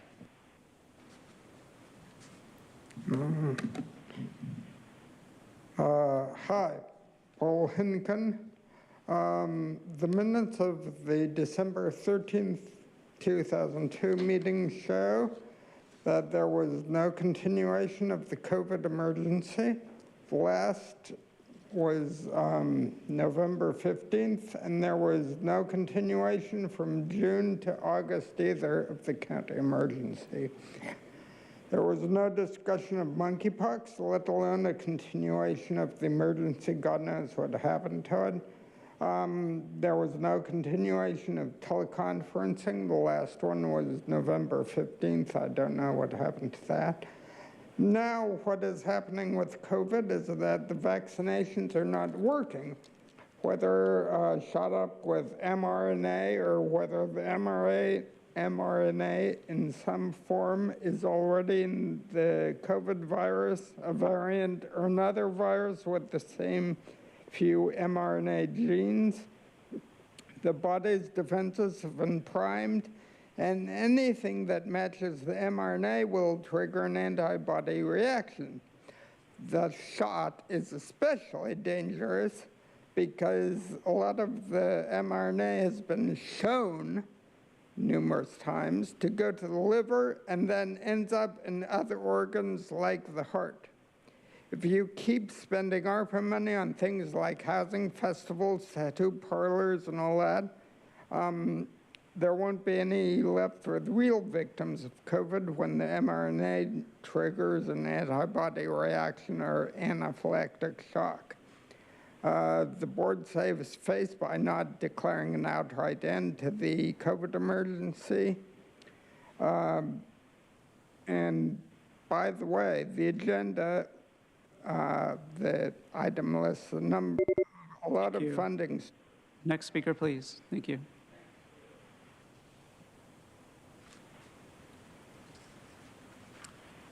Mike Barillo.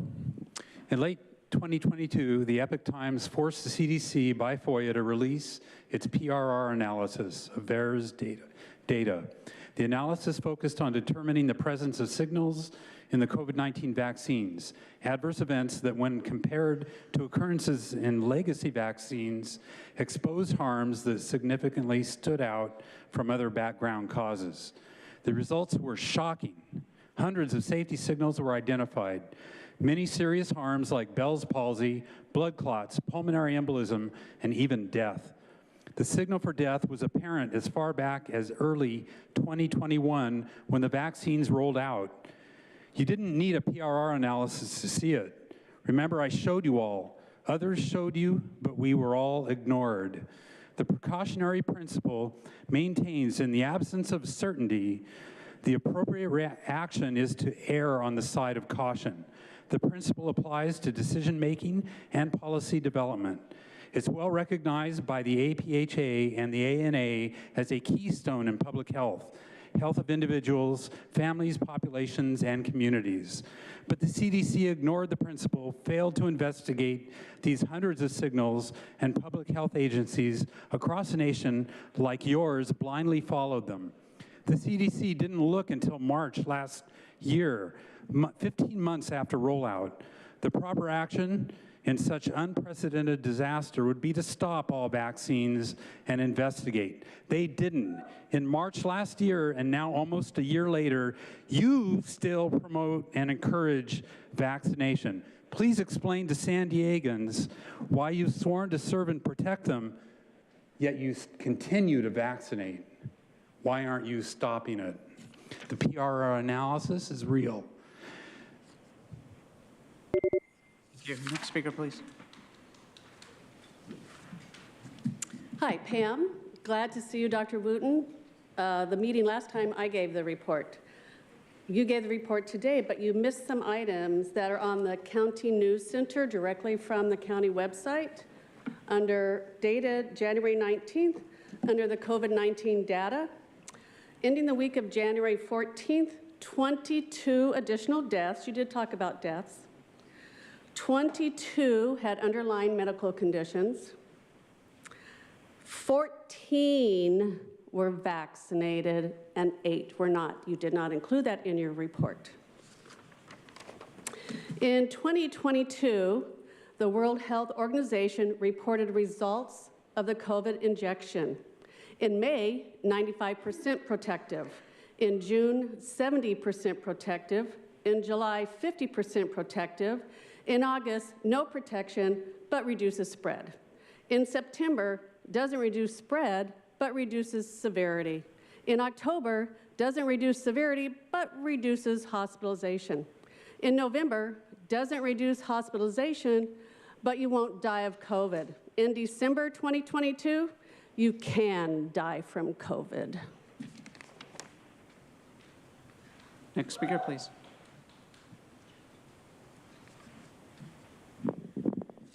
Hi, I'm Sandra Martinez.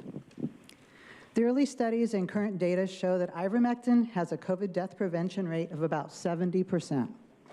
Doctors Fareed and Tyson, excuse me, here on the border have successfully treated more COVID patients than any other doctors in the U.S. Doctors who actually treated patients saw a rapid resolution of symptoms with ivermectin. Those who worked for the NIH, CDC, and White House Task Force never actually saw or treated COVID patients, so they have no experience.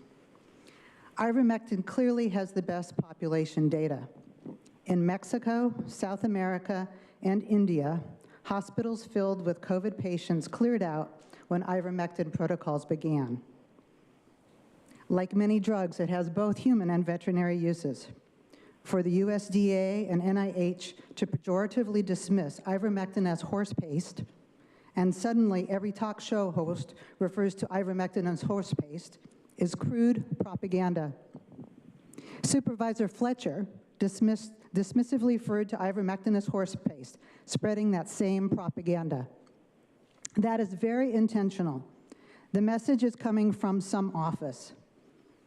You know, when Hitler was running the Nazi regime, he had an office, a very important office of propaganda. And apparently we have one too, as Dr. Wooten just pointed out today. People are seeking life-saving treatment and can be confused believing this is only a veterinary project. Intentional propaganda and misinformation has come at a heavy cost to those who lost their lives and loved ones. In San Diego, over 4,000 lives were lost due to withholding ivermectin. If someone you care died from COVID, you should ask Supervisor Fletcher why he criticized and created fear around using ivermectin. Please ask him. Next speaker, please. Mark, it's more important to look at what's happened during the COVID emergency. First of all, at the height of it, about 1 out of 650 people died from COVID.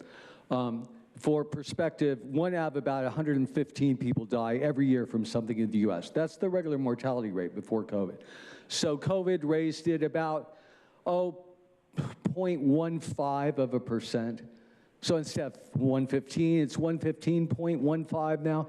But what did we do? Well, we destroyed 40% of the middle-class economy.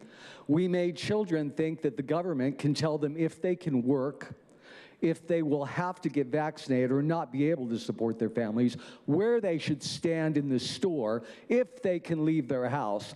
Anytime the fucking government decides it makes up some fucking excuse that at the very height killed 1 out of 650 people. And in the beginning, I think it was like 1 out of 20,000. For perspective, again, this was all, the whole idea that you could even declare an emergency measure like this was based on something from 1901 to 1903 in Boston, a 2-year period during which 1 out of 7 people died from smallpox. Not 1 out of 20,000, not 1 out of 650, and not 1 out of 115, which is the regular mortality rate. What you have done and trained our children, the obedience level, the slavery, it's unheard of. Germany doesn't even compare in that regard. This is like literally 1984 shit, that you can tell people if they can work, where they can stand, fuck you and fuck your shit. We'll now hear from those that requested to speak by phone. When it is your turn to speak, you'll be unmuted and you will hear a recording that will tell you to begin your comments after the beep. I'd remind the callers they should mute their TV or live video stream before they begin speaking. We'll begin with our first caller, and I'll ask the callers to please state their name for the audio record.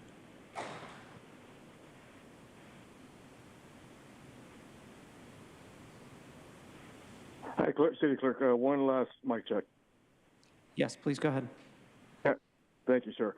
Yeah, concerning COVID, let us never forget that former FDA commissioners now sit on the Johnson & Johnson board, Pfizer board, Moderna board. So how many billions of our money they've siphoned off of these pharmacy companies? And now they sit on the board. Scott Kotib, Stephen Hahn, and McMillan all sit on the pharmacy boards and the money funneled to us. Here's one for you. Look back at history. Diamond Princess. Remember that? The very first incident? Go look it up. I mean, back then, I didn't know either. 3,700 passengers. Guess how many died? 7. After they were isolated at sea, for 25 days longer and put on the naval base. But they all shared the same buffet line, all in the casino, but only 7 died, and all of them were elderly. Let's look back at the history of CDC FDA fails. 1920, radium girls painting glow-in-the-dark watches, backed by the CDC, perfectly safe, dip and lick. 1930, Tuskegee experiment, syphilis on the black community, no treatment. 1940, X-ray devices, thousands of shoe stores deemed safe by the government. Yeah, check your shoe fitting, and you can see X-ray your foot. People died. So many people died from that. 1950, Phyllis Morris, it's the government. I actually had an advertising, cigarettes are healthy. 1980 settlement. You remember hearing another cigarettes? They settled the cigarettes. Government got billions, and yet you know what they didn't do? They didn't remove the addictive nicotine. And today, cannabis is okay, yet now we're trying to outlaw menthol. So it's completely upside down. CDC right now is debating on an annual COVID shot, I quote, just like the annual flu shot.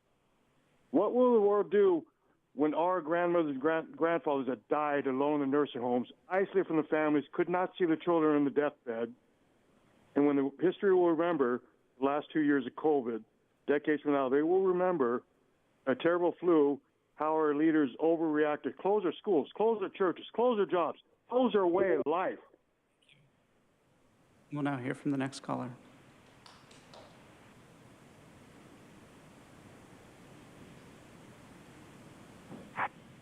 Consuelo, this is from a member of parliament. Governments have gone to great lengths to get people vaccinated. We were promised the vaccinations will be a game changer and it will restore our freedom.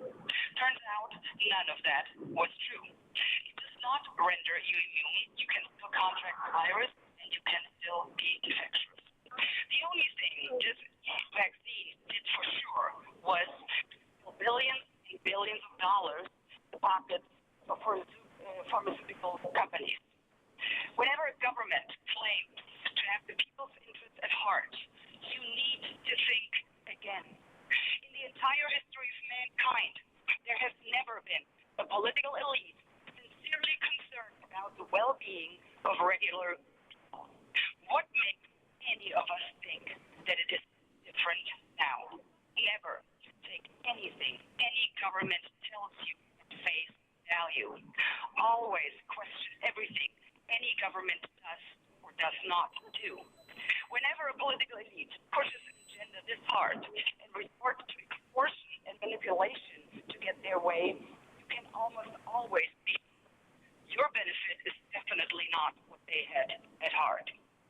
As far as I'm concerned, I will not be vaccinated with anything that has not been properly vetted and tested and has shown no sound scientific evidence that the benefits outweigh the disease itself and possible long-term side effects, which, to this day, we don't know anything about. I will not be reduced to a mere guinea pig by getting vaccinated with an experimental drug. And I will most assuredly not get vaccinated because my government tells me to and promises in return I will be granted freedom. Let's be clear about one thing. Thank you. We'll now hear from the next caller.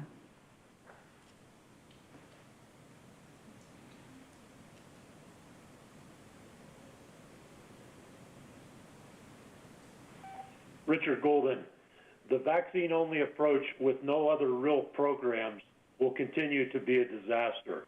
We failed to do county-controlled rapid testing events to eliminate chains of transmission and said to the people, just figure it out on your own. Rapid tests have great specificity, but sometimes poor sensitivity on days 0 through 4. So what are the best practices and special considerations? If you need to do test to treat, do an immediate rapid test and schedule a PCR test. If the rapid is positive, begin the process to get your treatment. If both are negative, test again in 2 days. The speed of the positive rapid results is critical to expediting treatment, but they give some false negatives early on.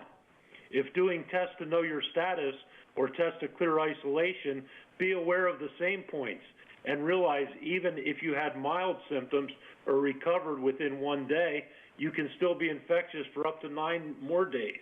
finally be aware of COVID rebound from Paxlovid rebound and non-Paxlovid rebound up to a week after the initial clearing.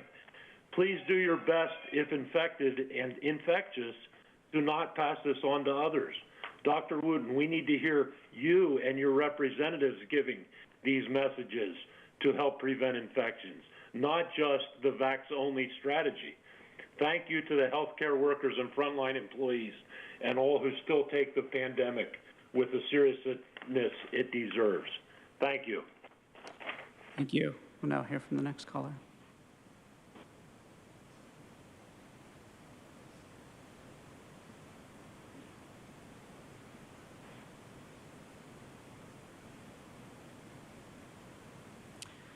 The next caller, Kevin Stevenson. Your device might be muted.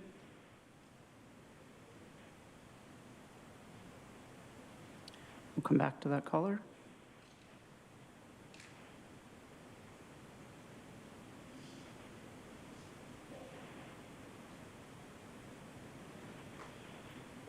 Good morning, starshine. The Earth says hello. Infection detection, Wilma Robinson.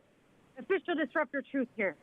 In only 1 year, Helen and these supervisors wasted over $1 billion debt dollars on this fraudulent emergency. But it's never enough. The country's not completely destroyed financially quite yet. So they will be pursuing more state and federal debt dollars that career politician Joel thinks is free money.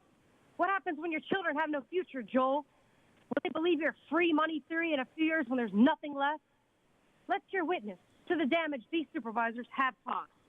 Many small businesses have shut their doors, laid off thousands of employees. This can be forced to close forever.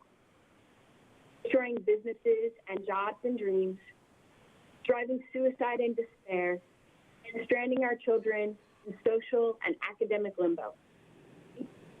My 18-month-old daughter, who has spent nearly half her life secluded. Over 200 businesses have closed their doors forever in the San Isidro border area. The impact of the businesses closing doesn't just impact the business owners, but families, employees, healthcare, their healthcare, house, and economic security.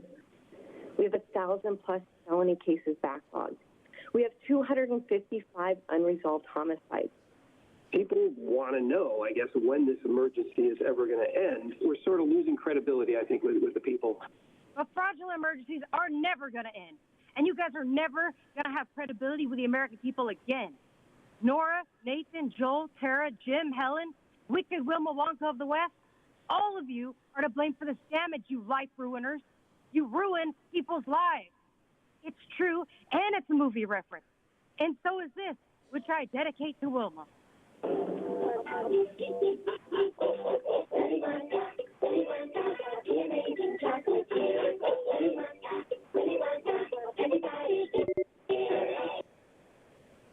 Thank you. Now hear from the final caller.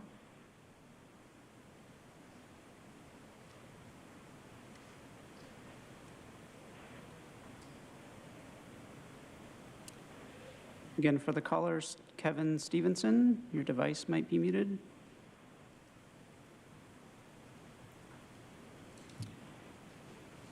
Chairwoman Vargas, we're not having any feedback from that caller. That would conclude public comment on this item. Thank you. I'm happy to make a motion to accept this. And is there a second? Thank you. For discussion, Supervisor Grossman. Thank you, Madam Chair. Thank you, Wilma, for the presentation, or Dr. Wooten, and I appreciate it all. And I got a question on this chart. I always like charts, and this one is so colorful, I just have to ask a couple of questions. So it's your third chart, your slide 3.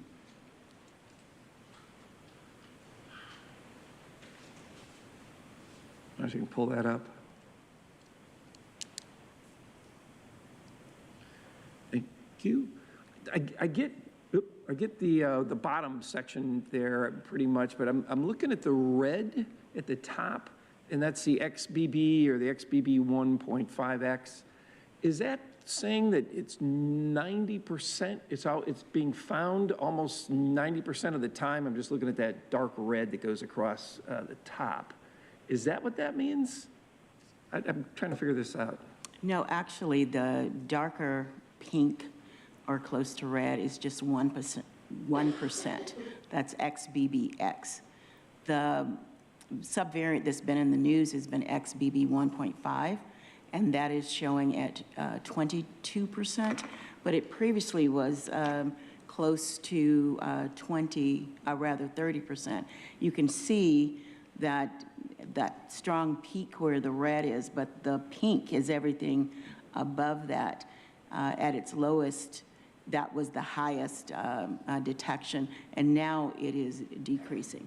So the percentages are on the right border okay. there. So I was looking at that chart and thinking, holy cow, these things are off the chart if they're 90%, because I'm looking at the legend on the left here. And it shows the percentages for each. Some are 0.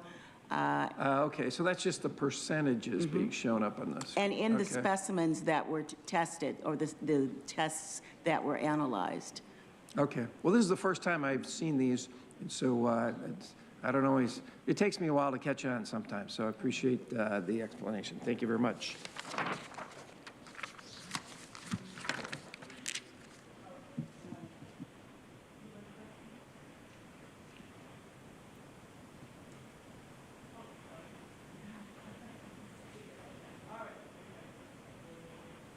Go ahead and vote.